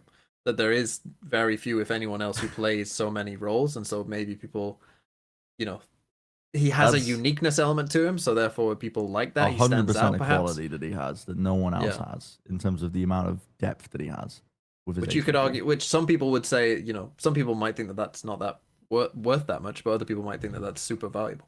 People love flexibility. The average Joe loves seeing like different roles throughout a BO5. I remember people going nuts for Marved because he plays a different smoke character on every map in a BO5 one time. And I was like, bro, what the fuck are you talking about? But people just love that kind of stuff where it shows up on the VLR page that they've played a different thing constantly. But his numbers that he puts up on different agents is They're very impressive. good. Yeah. Yeah, they're very good. All right, let's have a look at our 6th best player heading into Masters Toronto. This is getting into serious territory. One away from top 5. It's Zekken. After Sentinel's disappointing showing at Masters Bangkok, Zekken has emerged as yet another vocal leader on the team. 3. And the community ranked Zekken at 3rd. Yeah. Which may be a little bit of America's bias, maybe because Zekken was putting up astoundingly good performances in big matches for Sentinels in the playoffs. He had rounds and sometimes maps where it felt like without him, they wouldn't have won at all. Yeah, that's pretty much I factored in. I put him very high just because I didn't think he had like the sickest like start to the year really, and maybe when we're looking at just like Yoru. I think it took him a little bit of time, but I think he got to a very good level very fast. And I think that if you look at this team, he was the most impactful in this team. And then he did just take over. He took over so many maps in playoffs. That's why I put him so high. And years of being a monster. Yeah. Zekken is one of those players, in my mind, that his own performance gets amplified the better his team is doing. Because he's a very smart duelist player, and he's always willing to put his body on the line for the right play, even if maybe his team isn't quite synced up with him. Like, he will always be able to spot out what the correct play is in a given moment, even in a chaotic situation. And he's very vocal, and he's always willing to make that play and put his body on the line to do so as a duelist. So I think that's why the stats don't reflect it sometimes as well in terms of his plays, because there's some players that don't play like that at all, but he is able to recognize he's a very intelligent player, very smart player. But yeah, I mean, he takes over when the team is clicking, when they're performing really well, he just takes over. He just takes over, man. He's a different player entirely. He is fantastic. I Here's prefer my one regret. I put him Sorry? too low. Did you have my algorithm? Did you steal this? No, You perform corporate espionage. I regret putting him. I think I had him 10th, and I should have put him higher. Honestly, I don't think 10th is that crazy for Zekken at this tournament because the amount of insane players. Like, I like where we've got him here in like 6th, but I think third is discrediting other people who've played even better, frankly, because like there are some people who are just monsters recently. Yeah, I mean, it's the whole recent bias over long term. Yeah, because Zekken's long term, like you always know you can rely on him. Zekken long term is like top 3, no matter what. Sure. Let's have a look then at the top 5 for Masters Toronto. So this player squeaks in above Zekken to take a top 5 spot in one of the most competitive tournaments individually we've ever had. It's Trent. What? Taking a slip in terms of the Tejo nerfs potentially. Trent played Tejo exclusively for the entirety of stage 1. Will Trent also be nerfed? Plat chat in the community don't think so. I would slightly disagree with this though, because I think that this is probably taking into account the Tejo nerfs. And because otherwise it's almost undeniable he would be top 3 based on what you've seen from him. I would even say he's been the best player of 2025. Yep. That doesn't necessarily mean he's going to be in Masters Toronto. Well, this is the thing. I didn't take Tejo nerfs into account at all, so I've got Trent higher. Like I just didn't take it into account. You didn't think about it? Because I don't know. Because we've seen Trent play well on Sova before. Sure, it's not like he's Sova. But has he played best player in the world on Sova? Yeah, exactly. Would he be a top 1 on Sova? Well, he was playing some Sova in kickoff, and he was still like a top 3 player. So, yeah. If you were to put Trent onto your list, taking into account the nerfs, where would you put him? Duelist. No. What? Where'd you get duelist from? Taking into account the nerfs, where would you put him? Oh, okay. I thought he said duelist as well, Sliggy. Dude, I thought he said duelist. The word duelist. I thought you said put him on duelist. Yeah, put him on duelist. Where would you put him? Number 1. Yeah. I think the question was for TMV though, because TMV didn't take into account the Tejo nerf. Yeah. If I was taking it into account, yeah, but that's the thing. I didn't take it into account because that's something that I think like is. But could you give me the number?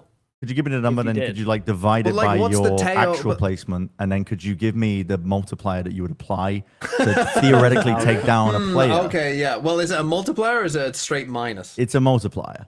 Okay, I guess you're multiplying Trent by 0.8.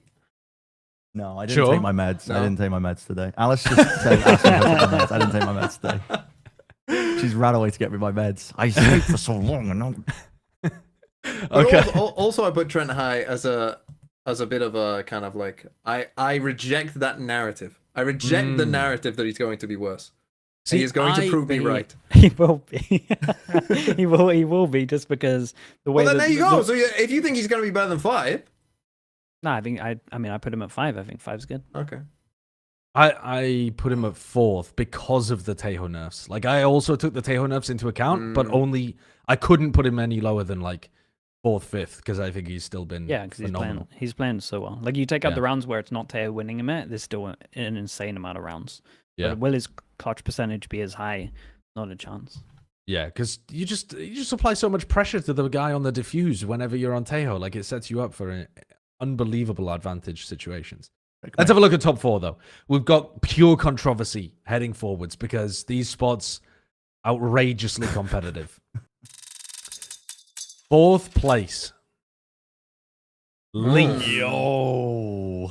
Leaf That ended looks stage nice. 1 with the most Yo. kills in Americas and second most in the world with 547. He also helped G2 win back-to-back regional titles. The community's ranked him at 6th. We've got him in a pretty similar position, but we've actually ranked him above his teammate Trent, which at one point in the year, like right at the beginning of kickoff, I think we also would have done that. We would have said that Leaf was better, and then by the end of kickoff, a lot of us had changed our minds and had Trent above Leaf. And then that's kind of stayed the same for the rest of the year. What do you think about this? Do you think it's fair considering the Teo nerf, Sliggy? Considering the Teo nerf, sure. I think he's maybe a little bit higher than, like, if you're doing a bit of recency bias. I don't think he was incredible in terms of stage 1. I think he was in kickoff. But again, he's just a very, very consistent player, very flexible player. He's always a beast on LAN. Like, big games when it matters, he's actually always a beast as well. So, not like I'm mad with him being here. I just think recency, I put him a little bit lower. I think I had Trent above him just again because of how they've been playing recently. But I do think that overall, if you look at the star player in this team consistently, it's pretty much Leaf. Unless it's like a crazy meta where Jawgemo can come alive. I think that is interesting that we have Leaf above Trent. Because I put Leaf, I think 5. But like I was, I mean, like still up there, of course. Like Leaf is, I think, been an incredible player. But I think that is interesting, and maybe more people have taken. Maybe Bren's algorithm has, the multiplier at 0.5 or something, and people have. He was high. Okay. It was the big game player part that it was that multiplier applied to it. Okay. That was it. Gave Where these- have you got? Where's your algorithm got So- Leaf? Well, I don't want to spoil too much, but Let's it's- have a look. Okay. Oh, go on, go on. Just give us a hint. I mean, he's higher than this. He's higher than okay. Okay. Yeah. Okay. Our top 3. On the podium for Masters Toronto, in bronze position heading into the event, is Aspas of MIBR. 3. Out of 3,669 total community top 15 submissions, Aspas had 3,363 total votes. So only 6 people. No, sorry. I messed that up. Only 306 people. So like 10%. Yeah, 306 9%. haters. Yeah. The most of any player going to Toronto, though, had Aspas on the list. 91.6% of people had Aspas in some place on the list. That's crazy. speaks to his consistency. I feel like everybody should have had him on the list somewhere. It's like, I can't believe that he's been missing up the list. That was all card-based submissions. Yeah. But Aspas at number 3 definitely feels to me like he always performs at every event. He's just good for it, historical kind of thing. Yeah. Yeah, he's also been playing good, and I think that he's maybe fitting more of like the duelist role that we've ever seen him do, where he is actually fully sending it sometimes on rounds. Sometimes it can be a bit of a fault, but I think it's still like we're seeing a bit of a new glimpse of him, maybe when he's on like Neon and stuff, just fully sending it. So I think he's doing his role good, and again, he's just proven that he's a beast, especially when you can do it on multiple teams. There's not many people that can do that, obviously, because a lot of people stick with the same teams, but he's made every single team that he's on good, and he looks like the best in the world pretty much year in, year out. So I think there's 3 duelists that look better than him coming into Toronto. Really? That would be my hot take, considering the community put him at number 1. But we'll see. Let's have a... Yeah. I think about... I think I know who they are. Well, actually, I don't know who the third is. Yeah, oh, dude, yours is Raga. That's the third. I had the other 2 in my head, and I was like, I was trying to think of the third. Well, speaking of the other 2, I have a feeling we may be about to meet one of them. Top 2 player at Masters Toronto. Let's have a look. In the number 2 position is Kayak from Fnatic. Kayak is the newest player on Fnatic, but he also might be the best player in EMEA. He had the most number 1 votes in our community poll with 705. But he ended up still getting ranked number 2 by the community, same place as our standings, based on, the amount of the cumulative points total. It's not just on how many number 1 votes you had. My God, Kayak, though, really lived up to his potential the later the year got on. He had a slow start to the year, and he's actually been a beast. Like he's been so good, and it is like you said. It's just slowly, progressively, just got better and better as his confidence got up. He used to. I remember when I watched him back in the day, it would only be him with an op was when I would feel confident that he's gonna kill everyone. Now with the rifling, he's like really caught up, and he looks confident the whole time. So I think he's dude. I think he's a beast, and I'm glad that he's like shaken off the initial nerves. It took him a while, but he's a monster. Now, why is Alice mad at you, She Bren? said I want a divorce because I didn't put Jawgemo in my top 10. Couch speed run. Yeah. Kayak Yeah. has been unreal. Yeah. I the final top 10 that I accepted from the algorithm where it matched my biases. The only thing I got detract in Kayak is just performing at a big event. But he's done it so consistently this entire year, regionally, that it's gonna be you're gonna be hard pressed, I think, to make me a believer even in that take. But yeah, it's the only thing I think you can hold against him currently, right? The only thing That he hasn't actually been to a large event. Yeah, but I think the same could be said about plenty of people that we've got really high up, right? Yeah. Because this, I think one it's of a the things fraudulent that narrative about LAN and experience almost. often it doesn't end up mapping out that the inexperienced players underperform. It's not really happened very often. But one of the things that did make this really difficult is that a lot of new teams and new players are turning up to this event, and a lot of them are performing extremely well. So there's like just tons of names that you could throw in here, and Kayak's one of the reasons why some of the better known, more experienced, like historic players are going to get shoved down the list, I think. It was a very much a old versus new in some of these things. Like, who'd you put, Aspas or Kayak, right? Like, historically, Aspas is probably number one, maybe all time. But then you've got Kayak, who's been absolutely farming this whole stage. It was very, I think, tough. Like this one was very tough for that reason, I think. If you've got a lot of like new faces who maybe haven't been on these lists before, but have been absolutely dominating in their region. Well, then, I think that perfectly segues us yes. in, because it seems like the new may well have won out. Yep. Our number one player, the best player heading into Masters Toronto, as voted by Plat Chat, is Jemkin from RRQ, who got ranked 5th by the community. Insane underrating, maybe, but all right. Jemkin helped bring RRQ the number one seed in Pacific with his explosive entrying. He spots the highest first kill per round of any player in stage 1 at 0.24, and that is quite large, actually, the difference between where we've ranked him and where the community's ranked him. Now, are we right, or are the kids right? Is it us that are out of touch, or are they out of touch? Is that probably a bit of both? I reckon a bit of both. I think we're probably overrating because the meta will shift slightly and he won't have as much setup. But he should be higher than 5th just because he hard carried them. Probably one of the hardest carries I've seen for a long time, to be honest. Yeah.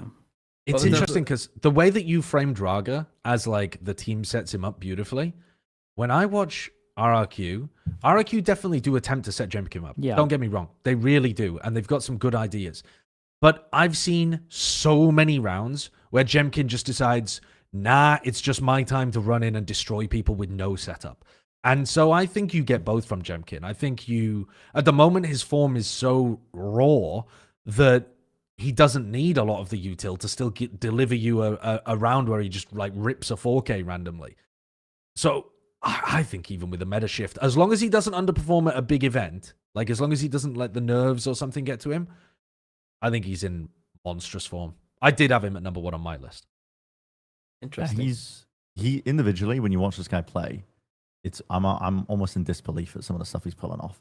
And the scenarios that he sometimes gets put in, even when he is being supported really well, yes, that's part of the reason why he's playing so well. But if he's in a spot where it's like, oh my God, any player in the spot, you can just tell. We've watched that many VODs that we've seen it with these players in this particular position of the X-ray. Like, there's no way he's getting 1 or 2 here. There's just no chance that a player's going to be able to do it. And he does it over and over and over again for them, over and over and over again. And he gets put in situations where he instantly has to make the correct decision in a blink of an eye, like absolute rapid decision making. And he makes the correct decision every single time as a duelist player with the mechanical skill to pay off as well. So he's unbelievable, this guy. When I was watching him, I couldn't believe what I was witnessing. Genuinely, I couldn't believe it.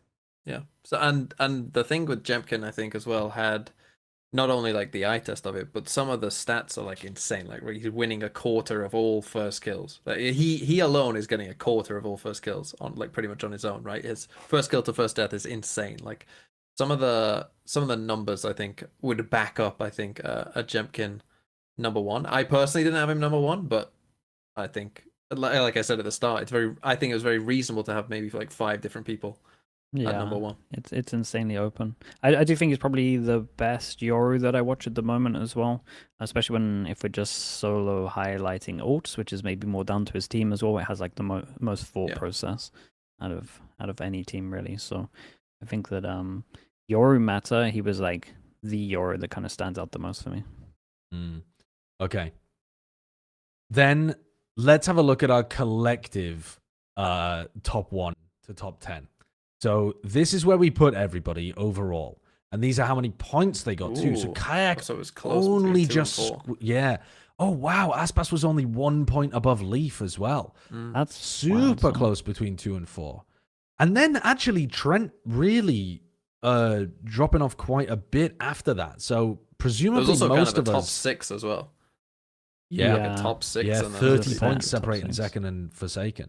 I think I do honestly think that Raga's been robbed a little bit here in terms of the overall points total being I 66. think you're about 33 of those, I think, Sideshow. Yeah, I think I probably am. But if you look at just the stats, if you respected China and thought they were as good as any other region, I'm struggling to come up with a reason that you wouldn't have him in the top 3. Sure. So I think you have to, if you believe that Raga is an 8th best player, you've just genuinely got to believe, I think, that China is shit. Shit's a harsh word, but Yeah, I that's a wouldn't harsh put word. those words into my mouth. I would blame. You it didn't more put a single on- Chinese player in your list Now at all. that's not on me because I said, would I put like Raga? Would I put Rusia? Would I put YZ potentially in my top 10? And the answer was maybe. I just didn't want to put in the work. Right. I just didn't want to. I didn't want to create numbers for them out of thin air to place them into the data table so that they will get Sure. pumped out into a top 10. Now, theoretically, where would you add them? Like, if you were to come up with a number to guess the RAR number for him, I can plug it in right now. We can see where it Okay. lands. Did you see the chart that I made of VLR rating versus RAR? Right. Yeah. And you have Jemkin just like off on his own on an island over there. Yeah. So.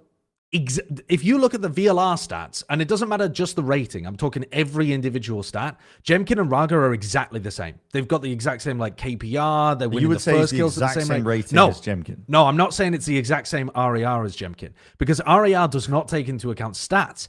RAR is a like machine learning calculating the probability of the round based on the decisions that are being made. But I'm saying it's probably going to be ridiculous because his like raw stats are so good that I don't know how the fuck RAR even works, to be honest with you. I don't even know, to be honest. None of us do. If RAR is even But give me a plotting number, probability Josh. Give me a correctly. number. It's just cool. Then I'm going to say 2.5. I would say his stats are so ridiculous. Okay. I'm going to pull that straight out of 2.5. woof out of my ass. 2.5. Okay, I plugged it in. Okay. But we need a VLR rating too. Oh. He has a VLR he rating. has a bro. Okay, rating. what's the VLR rating? Give me the VLR rating. What's the I don't know, numbers on it? I gotta find it. Give me a sec.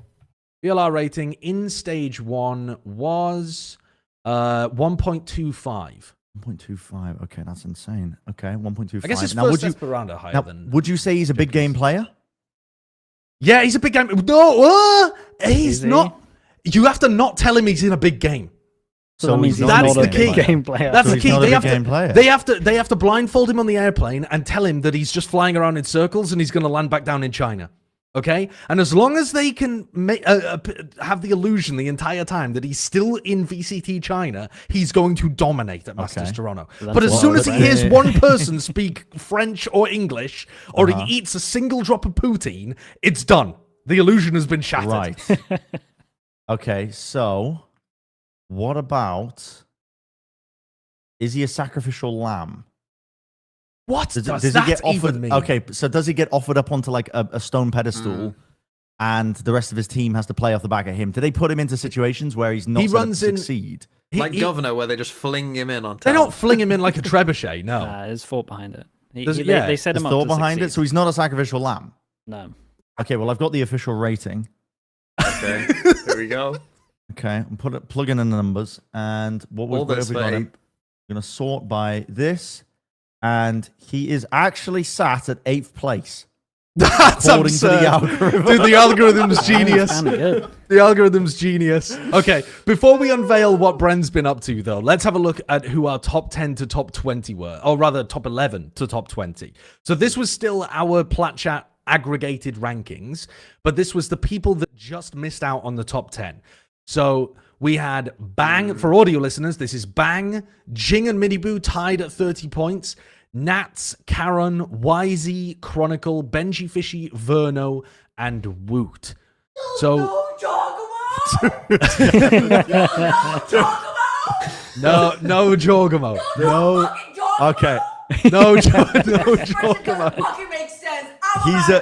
He's a sacrificial lamb. Yeah, your fucking stats don't fucking make sense. If I I'm a math major, I actually have a college degree in mathematics, and you just have a fucking Google spreadsheet. It does. I know it doesn't make sense. I never claimed it made sense. I never claimed the algorithm made sense. This isn't even just your fault. This is Yeah, this is everybody. This is everyone, yeah. This is everyone. All right, sorry, let's have a look at the 1 through 20. Who's the player that missed out the most? I mean, Alice is saying Jawgemo, so I want you all to advocate for somebody with the same passion and fury that she's bringing with Jawgemo. Because let me take a look at Kiko my maybe, list. but Kiko, that's a Yeah. great shout. Yeah. Kiko's a shout. Yeah, I also think. Go on. Let's talk about Kiko for a second first. Actually, Sliggy, give me the case for Kiko. he just puts up big numbers on smokes. Really, that's it. Okay, Yeah, good. he's insane. Yeah, he is pretty incredible. He's not been at the same form he was at kickoff, though, where we had him in Sure. the top 5. But still, to have slipped from top 5 to out of the top Out of the 20 yeah, that's what I'm saying. Yeah. is a bit wild, isn't it? Then again, he's on Team Liquid, and Team Liquid are playing with a sub, so he actually might end up not performing that well if the whole team's playing badly. But I don't think we were taking that into But his account numbers at all. might be insane if he has to carry even more. Yeah, possibly.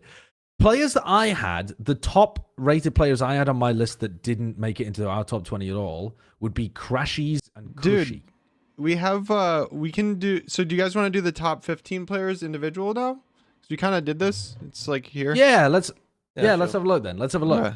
So let's I kind of want to look at Bren's first. You want to look at mine? We've been teasing your Dude. insane top 15 players list.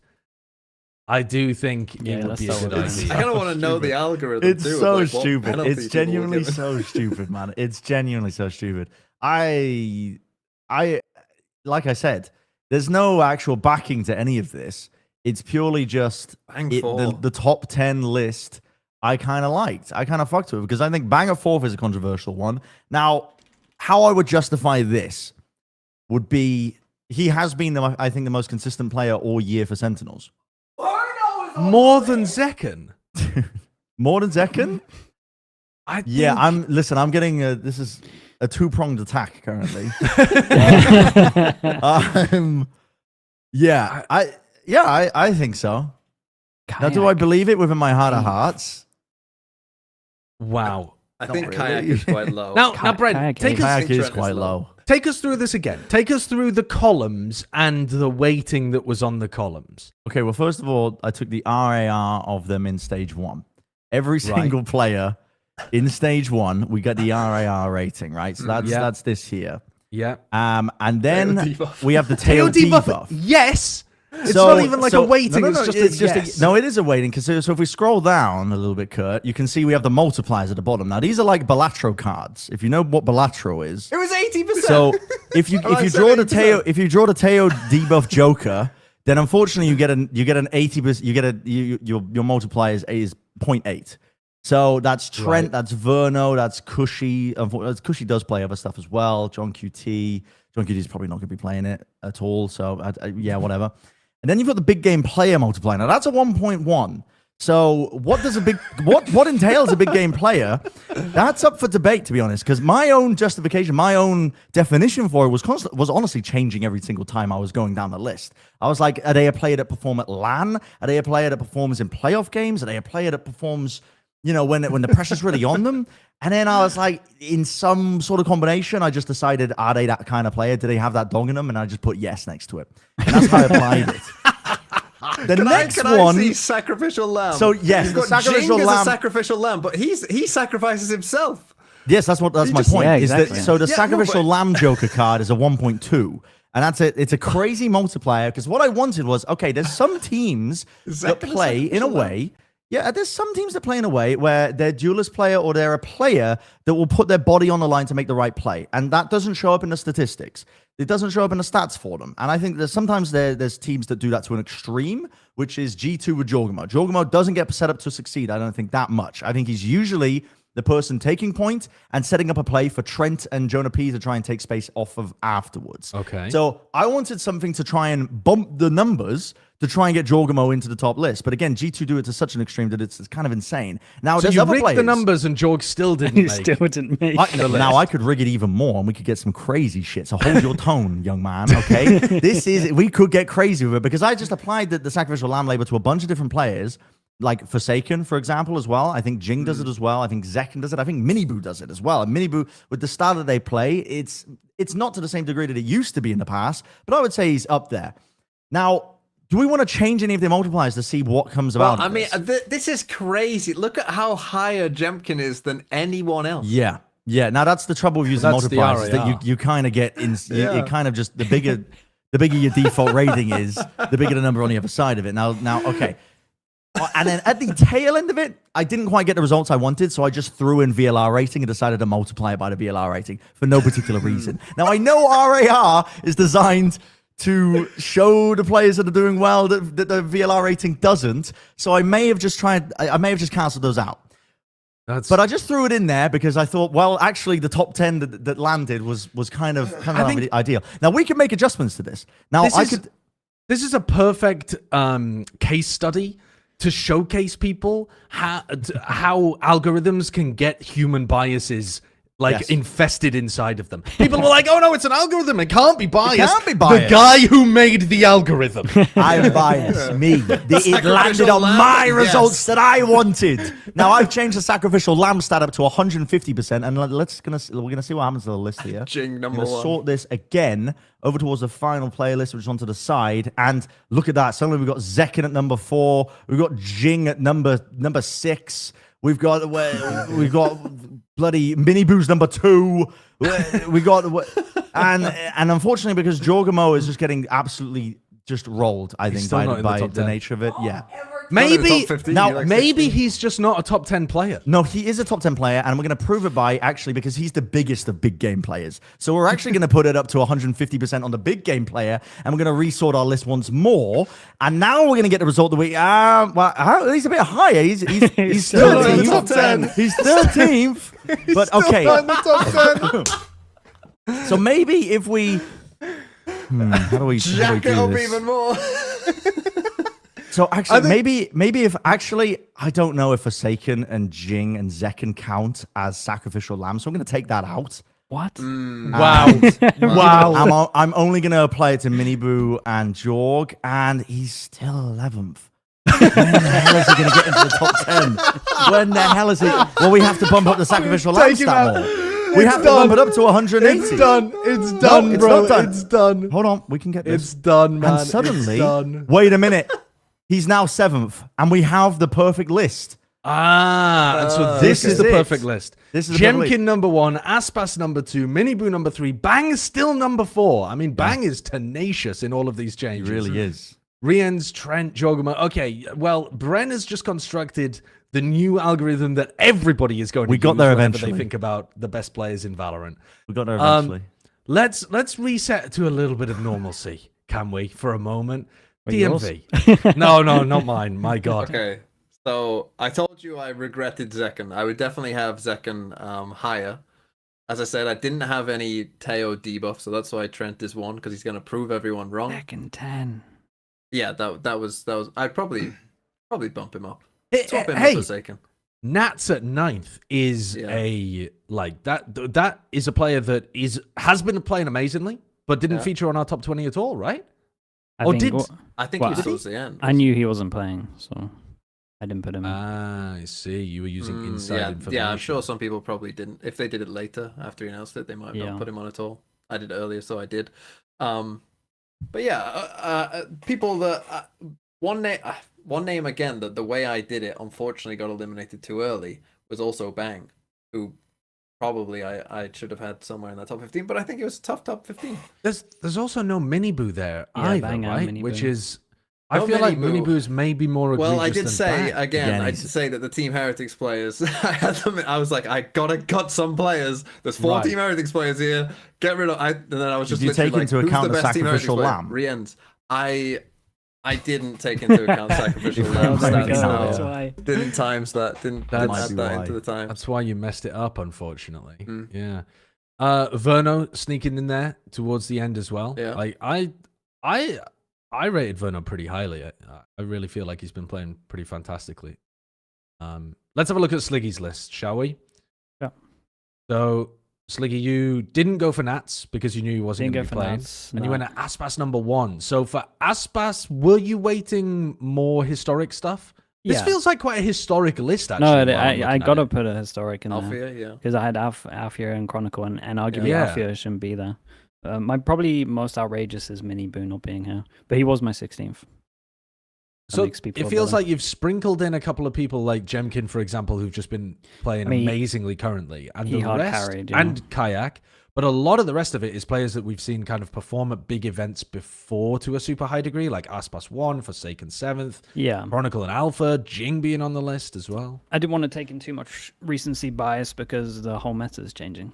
So it probably makes more sense to lean on historic. Okay. Basically. That's where I'm at. It's not. I don't mean do it, but this was hard, man. Putting texture at 15th killed me. Mm. I went for the Yeah. opposite of you. I think I leaned much more heavily into form than I did historic. So I tried to do it based off mostly just like stage 1 performances. So I didn't really even take that much of kickoff into account. But let's have a look at my list as well. And we got Raga number 2, baby. That's what I'm Jesus. talking about. That's what I'm talking about. But yeah, I thought that Leaf and Trent were kind of undeniable if you're not putting up outrageous hard carry performances. I No Forsaken. no Forsaken, no, in my top 15. I think, because the thing was, I was looking at players. I really think that players like Texture and Cushy have been playing better in stage 1 than Forsaken has. And so, So you're counting like the whole of stage 1. yeah, I'm looking at Because the obviously whole of towards the stage 1. start, Paper X were pretty rough. Mhm. But even if I was just taking playoffs into account, obviously you've still got to have like Jemkin above. But yeah, to me, like Jemkin is just so much better than the other players in Pacific. See, but that- what I would question on you here is you've got Raga at 2, right? So Yep. by that Yep. theory, you're saying that the Chinese teams aren't shit, in your own words. Where's yeah. YZ though? Where's YZ? Who also had pretty incredible Yeah, that's numbers true. against think- the same opposition. Okay, and here's where some of the subjective stuff comes into it. Is that I Doesn't play think for XLG. no, I think well, yeah, that's the reason. I think YZ, when I watch him, plays like a goddamn lunatic, and I think that it's You get the sacrificial lamb, yes. Yeah, he would well, get the sacrificial lamb maybe he stat, gets though. a bit of the sacrificial lamb stuff. Sure, That would be a big buff. I mean, it's like a 1.8 now. but when I watch him play, he frags super heavy. Don't get me wrong, but he plays like such a lunatic that I just think it's not going to translate. Whereas with Raga, I think that the team plays more sensibly. He plays more sensibly. It's much more like it's more to do with he gets more value than other people by doing similar things to what other people are doing. Whereas YZ runs around like a fucking maniac and fries people. And like, I don't know, what the hell am I supposed to do with that? At that point, I'm just going based off stats. Like, I don't like the way that YZ plays. I don't think it's going to translate to Masters Toronto. I don't think he's actually playing in a way that a good player plays. He's just getting a lot of kills. So by that metric, like, I don't I don't think that vibes with how I view good Valorant to be played. Like I'm looking at Raga and I'm like, you're making good plays, but you're also overproducing in difficult spots or in spots where, you know, you'd expect him to get traded. He just gets an extra player and plays just like a good duelist. So that's why I had him high, is because I don't think he's just getting stats because he's beating the piss out of people who can't respond in the correct way. I think he's also doing good stuff himself whilst having unreal form. Okay.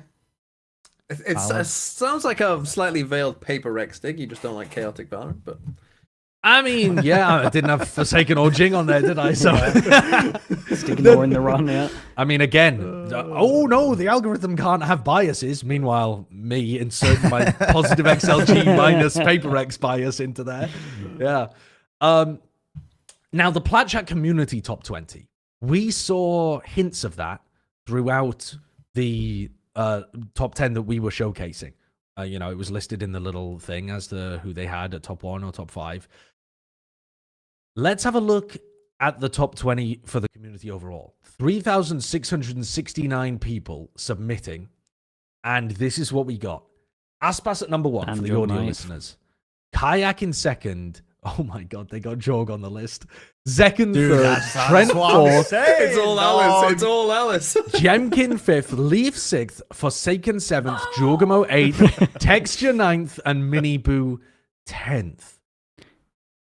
God Yeah. damn, that's a lot of duelist That's players. all though, the as well. duelists. All That's duelists literally apart all the from duelists. G2. Well, no, yeah, because Jorg's on there for GT. No, What do you yeah, mean? but like Leaf and Trent are the only people. Oh, didn't right. play. Well, yeah. Yeah, Forsaken's like sometimes playing duelist, I Sometimes. guess. So it feels pretty heavy duelist oriented here, As is, listen. but that's how the stats what do you work a lot of expect? the time. What did you expect from the numbers? I mean, honestly, if they were going off the stats though, they wouldn't have Jorgai.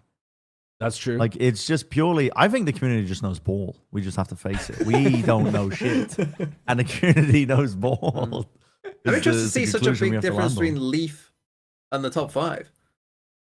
Like, because there's a sure, big yeah. drop off from like Yeah. There's Trent, actually a Jemkin, big drop off Leaf. from Aspas Kayak to Yeah. number 3 as well, actually. Yeah. It seems like, yeah, Aspas and Kayak were by far and away the front runners.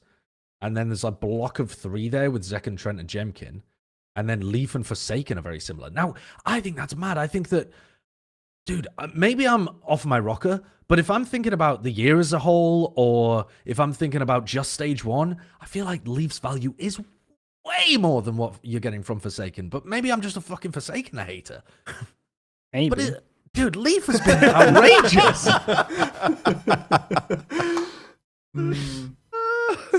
Leaf at 6 feels like underrating him. Mm. Like he No, Leaf is consistently dominates good. games. He does. Dominates. Dominates games on a role that is not designed to dominate. When But okay. when Leaf plays, it looks like he plays with walls because he's so good at playing off his team's pressure that they make, finding gaps. Do we everything else. have their 11 to 20, Kurt, or not? Wait a minute, we do. Oh. Asking you shall Ooh. receive. So then 11 to 20 for the audio listeners is Nats, Raga in 12th, Alpha Year Alpha. 13th, Rien's Chronicle, Jing, Woot, Benji Fishy, Verno, and Caron. There's a blend here of like players that have historically been excellent, like Alpha, Chronicle, and there's a blend of players that have been like good recently, like Verno. Karen's kind of a bit of both because I feel like he was fantastic in the playoffs specifically for Gen.G, but hasn't been playing at his like most recent god tier form for the whole year. Alpha's an interesting one, man, because He's been he playing did. bad. Well, he hasn't been playing up to his expectations, I Yeah. wouldn't say, but occasionally you get a map where he just kind of takes over. Like, you'll occasionally get a Haven map where he takes over on ISO, though they've kind of been moving away from Haven recently because Heretics look better than them there. It's just not up to his form. That's it. I mean, He that's gets it. the sacrificial lamb status, though, on this team at the moment. When I think about the way that they play the double duelist style, when Alpha's on the duelist, he gets sent in without help, mostly, and the help goes to Kayak. I have So- plugged him in. But I think when he's playing like actual just Senti, like pure Senti, the team looks so much better.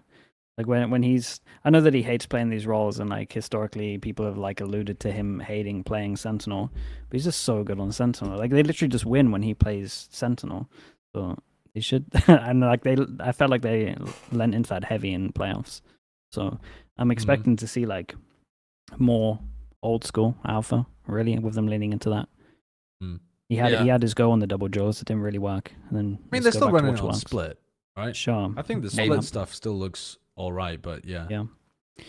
The thing is, this we'll look back at this. I mean, I when I was doing my list, got reminded by my chat that like no one of us had like Meteor in the top 10 for Bangkok, and obviously he ended up completely destroying that tournament. So yeah, well, any of us have Izu? Oh, maybe you. I don't know. Zero chance, probably you, probably. to be honest, Bren. Yeah, if you anyone. might, Did really I none don't of us think I have did. Meteor in the I top had list for Meteor. Bangkok?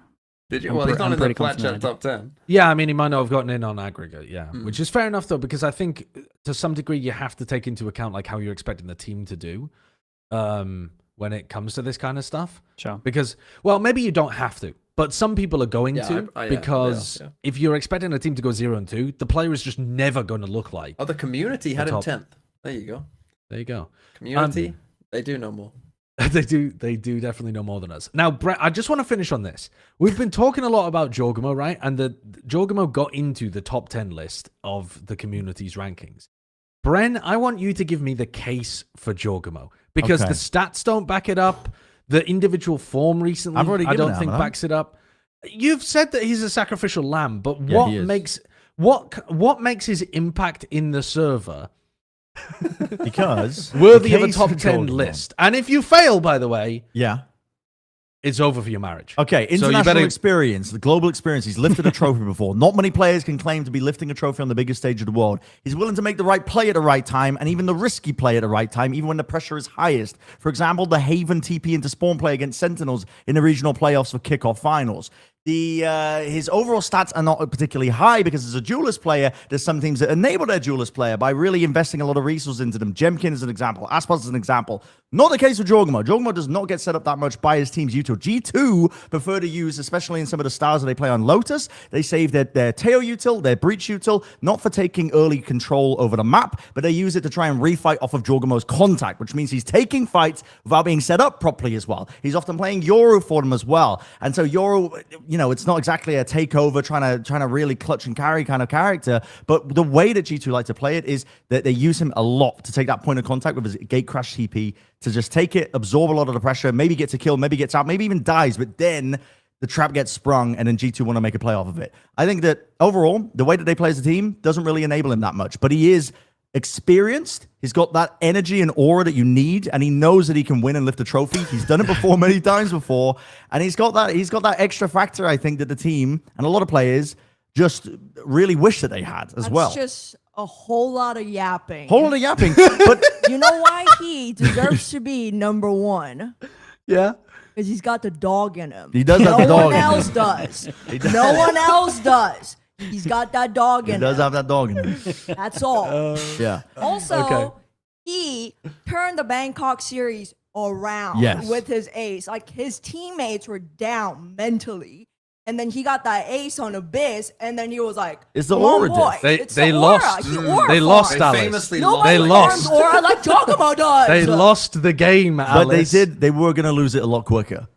That's the point. They were going to lose it a lot quicker. Jawgemo's such a big game player, he causes G2 to lose slower. It's just awesome what he's out there doing. But genuinely, he is one of those players that a lot of players wish that they had on their team. There's a reason why G2 last year, I would say stylistically, they haven't really changed too much compared to before and now.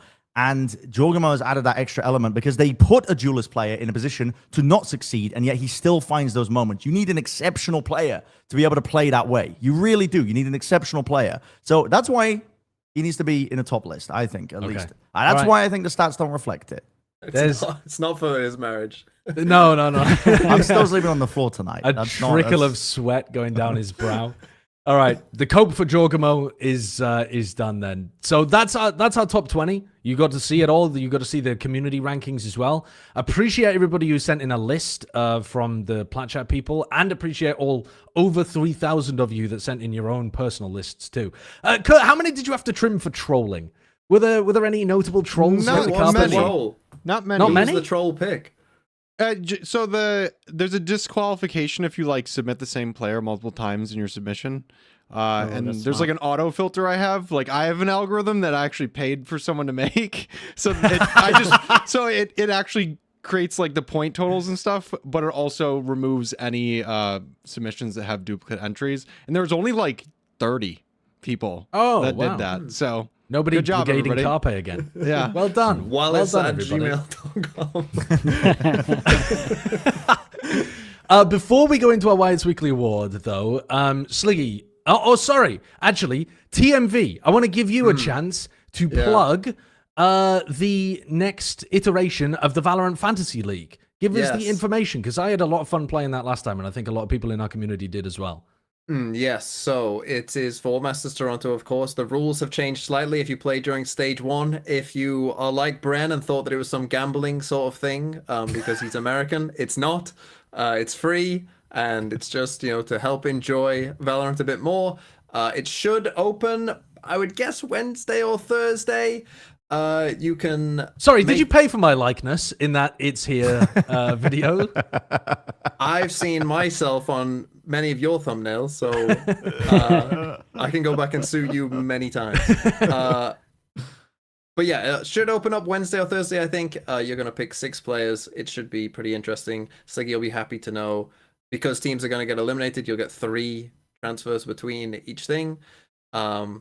There'll be 3 different game weeks with so one after Swiss stage. It'll all work out. Don't worry. If you want to know more, then go to. I'll announce it on my main channel when it's up, and I'll explain a bit more there. So yeah. And is it coming back for stage 2? Should be back for games stage as well? 2. Hopefully champs as well. Make this a regular feature of Valorant, and hopefully people will enjoy it. And who did well, TMV, the first time around? Who actually ended up popping off? Was there anybody notable? He just wants a shout out. No, it wasn't me. It wasn't. No, I did well at the Sideshow start, did and then I okay. fell Yeah, off. Sideshow did okay. I think we ended up with like 10,000 people doing it. I think obviously not all of those people started from the start. I ended up finishing 8th in my own game. Now I didn't make the game, but I did finish 8th. Yeah. Actually, Bren altering the algorithm to make sure that he ends up number 1. Sideshow, you finished 124th, so That's pretty good. good. To be fair, that's pretty pretty good. good. Acceptable. Yeah, so it will be coming back. So You have to go entire split. Kurt. there we go. So there's Thinking Man's Valo in number 8. So who's the name of the person in number 1? Chemo2611. Yeah. And then Cheeseburger. Listen, if you're in the chat, congratulations to you. I was occasionally scrolling through the leaderboards though and seeing names that I recognized from like either Twitch chat or Valorant chat or something like that. So you're gaining reputation, because then when I see your name pop up later on, I'm like, this player knows ball. This guy knows how to pick a player. Yeah. All right, that's very cool. Go and check that out. And Sliggy, I wanted to give you an opportunity as well to peddle what we're up to later on. Yeah, we got a show match in about an hour if people are around. So, yeah, Kai, you can just bring up my tweet. Got a nice little flame in there. Basically, it's just a show match of some of the community people playing. It's Team Me against Team Mini, and luckily for me, Sideshow and TMV are on the other side. That was rough. I was really hoping that wouldn't be the case. I wasn't told the teams. I was not told that I would have to be playing with TMV. Yeah, so I got the Emil and Doom Bros, the brothers. We got Analyst Bacon, who is to even out TMV, because I think you're both around gold or something. and then we got Karagi, and then we're up against the 2 small men, Minnie and Mitch, and then the 3 dogs, Aka, TMV, and Sideshow. Lovely. Okay, so doors open at 7 o'clock. I've got just enough time to throw in a practice game after this. In an hour, and then it will be, people can stream if they want. Sideshow might be streaming, I'll be streaming, Mini's streaming, and then I think there's like an actual broadcast on Meg's channel. Hey, cool. It'd be fun. I played 2 ranked games. I went 5 for 15 in both of them. And That's what I want to hear. I want to hear that. It's gonna be really rough. I can't remember how to play the game. The problem is, I wish you'd farmed in the ranked games because now you're just going to pick a judge in every round, and that's going to tilt me more than if you were just whacking my head off with a rifle. Yeah, pretty much. Yeah. All right, well, that does it basically for the episode here. But as always, we've got our final, most important segment. It's Wyatt's Weekly Award. Wait for it. Or is it? It's Wyatt's Or is Weekly it? Award. Oh, hey there. It's Wyatt's Weekly Award. It was sick. A very nice one there. Okay, so this time, the Wyatt's Weekly Award is going to go... I don't know if the rest of you guys saw this. I did, and I thought it was fucking awesome. It's to Reddit user ROXFury07, who combined all of our predictions all time. So this is... If you had submitted at least 20 predictions, these are the all-time rankings of how we've done, which is kind of crazy. So that's crazy. Dryad is at number 1, having predicted 47 games with almost an 80% success rate. Mimi is then in second place. There's like a massive drop-off between Dryad and everybody else. Then there's a group of people are getting around 2/3 accurate with Mimi, myself, TMV. Chobra comes in after that. Bala, Achilleos. Sliggy's down there at 61%, still doing pretty well. Then there's a pretty large drop, to be honest with you. 6 percentage points down to a group of Bren, Shio, and Wyatt. But a big ass sample size, so I can't listen. I'm taking that. I'm taking that. A very big sample size. Now, if you go to smaller sample sizes, though, Ender is dominating. So, Ender, 14-2. I don't know which episodes we've had Ender on. But, dude, but look at God these. damn. It just so happens that all the people that are on the Americas show just happen to have the best percentage. It's almost as if it's insanely predictable to be and guess all of the Americas games. Well, Look at all of Fury are them. going to lose, guys. Oh, yeah. Who would have thought? It's Who would've G2 against thought? Fury. Who do we pick? But So I hard, think- this one, maybe we'll get it wrong. Yeah. Oh, Crew are regular season merchants. They're going to go win every... Oh, I wonder why Dryad's doing well. I mean, there is actually a region-wide predictions, though, of our of how okay. good we are at predicting the regions. Americas And must be up there, right? it's up there, but it's EMEA not is number higher. 1. Really? EMEA is actually higher. So if you want the most predictable region, That's because apparently... I'm normally That on the might EMEA be. side, I was going right? to say Mate, might that is be not because of you. Your predictions are only 61%. Yeah, because that's because I have to do Pacific, right? The Pacific's impossible. What's the I Pacific mean, Pacific percentage? is impossible. Ah, there we go. Yeah, Pacific. Because I'm But on the EMEA. we need to do China more often. If we're only 2-6 all time for China That's rough. predictions, What the hell did we predict? I EDG, don't know. no. That has to be EDG. That has to be an EDG game. It's tragic, isn't it? That is tragic. But yeah, for globals as well, I assume that's the bottom one, 63%. It's not bad, I guess. But yeah, Pacific last is by one? far and away the most difficult. What is this? So this By is country. in That's what I'm 2023. Country. In 2024, we had our lowest predictions record ever at only 59%. Don't know what the hell was happening that year. Maybe It was a lot, Gen.G man. caught us off guard or something. I don't know. And these are the countries that we've Oh, predicted guys, the come best. on. We've got to raise the UK above the US. I don't even understand this though. What does Can this somebody mean? explain? But this must To be me. the, This is the where you're from, nationalities right? of where people Yeah. come on, right? Oh, I see. So right, this is I the don't know, I Colombian guess flag we for all- Dan at the top. Then Americas, then Brits, then who's in the Swedish one? Is that just Doom Doom Bros? Doom Bros, Doom probably. Okay. And then Kakuka's the Spanish one. Yeah. Who's Canada? Not doing great over there. Shio. Oh, Shio, Um, right. Yeah, of course. And probably somebody else, but maybe just Shio. The most cursed team has been Vitality, presumably by the Plat Check guarantee. And the most blessed teams, C9, Zeta, and Leviathan. Now, if you think the Plat Check guarantee is still cursed, though, if you go back onto a previous one, there's Little Timmy's versus the Plat Check guarantee in one of them. The Plat Check guarantee has 73.5% chance of being correct. That's too bad. pretty good. That's pretty good. That's over that's a all the decent years. But then guarantee. again, is that good? Because that's where For we're a all guarantee. predicting it. That's for games that we think are extremely one-sided. And you know what, though, TMV? It gives us finally a definitive value for Barla's testing Barla's Law. And Barla's Law was 30%, Actually, Actu- 20. 26, 26 and a half. 26 and a half. It's pretty fucking good. Barla's Law is pretty fucking good. So, The Timmies aren't doing too bad, to be fair, considering they get the games of the week, right? They're Which should incredible, be, in theory, yeah. pretty. They're just well, Sean. yeah, The Timmies are Sean. They are 100%. actually, yeah. Yeah. Is it? I think it's kind of understandable though, because usually the game of When the you week said is a it was Sentinels Sean, I game. thought you meant they knew what throwing was going on. Okay. Like it's, That's how the predictions are so accurate. we're throwing up the Sentinels game as the game of the week every week, and they're just like one of the best teams in America. So of course it's going to be high. Yeah, I bring would them be down a curious peg or just to two, see what that was without any Sentinels games. But sometimes the Sen games are like them playing against G2 or something, like or very MIBR or something like that. Like what? Like twice? I think Bren We need should a pick regional- the games now. Yeah, I think I should Timmy's pick the one. games Yeah, I from think now on. Bren should pick the games. In fact, you guys can let me send in your preds for you, and I'll help you out. Bren will create an algorithm. And finally, to move on from our Wyatt's Weekly Award, thank you very much for doing that, ROX Fury 7. As a final thing too, we are looking to, like, a lot of you are not subscribed to the channel. How do I know that? Because the episodes are getting hundreds of thousands of views, and we don't even have 100,000 subscribers. TMV has 100,000 subscribers. He's got a YouTube Get play on to button. Kurt. He's got Kurt a YouTube play button. But also, more importantly, it helps us be able to get in touch with agencies and sponsors that don't really want to mess around with smaller channels, and they don't really understand how podcasts work either. So the bigger we are, the more that we can be able to get money that helps us actually pay people who come on the show and make sure that we can deliver a good show for you and do shit like the live show in Toronto, which doesn't make us any money. We just do that because we think it's going to be fucking awesome. So if you can, hit the subscribe button. Consider what the where the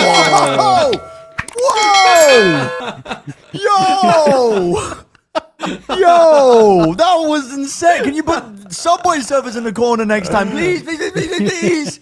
Subscribe, I'll do it next time. I'll do it next time. That was so much stimuli. Oh, that really was. That was way overstimulating. Okay, that does it for our show, though. Thank you for tuning into episode 220. We'll see you next week, where we'll be. What will we be doing? Doing pick'ems and stuff? I don't even know. I have no idea. Oh no, actually, the games will be live. We might not games even are be doing one next week. I don't even know. We might be doing one midway through Toronto. I don't know. You'll have to tune in and find out what the hell we're up to. While Subscribe. live. Because we don't know. Subscribe so you find out. Hit the button again, Kurt. All right, one second. I really want to hit it again, so let me find it. There we go.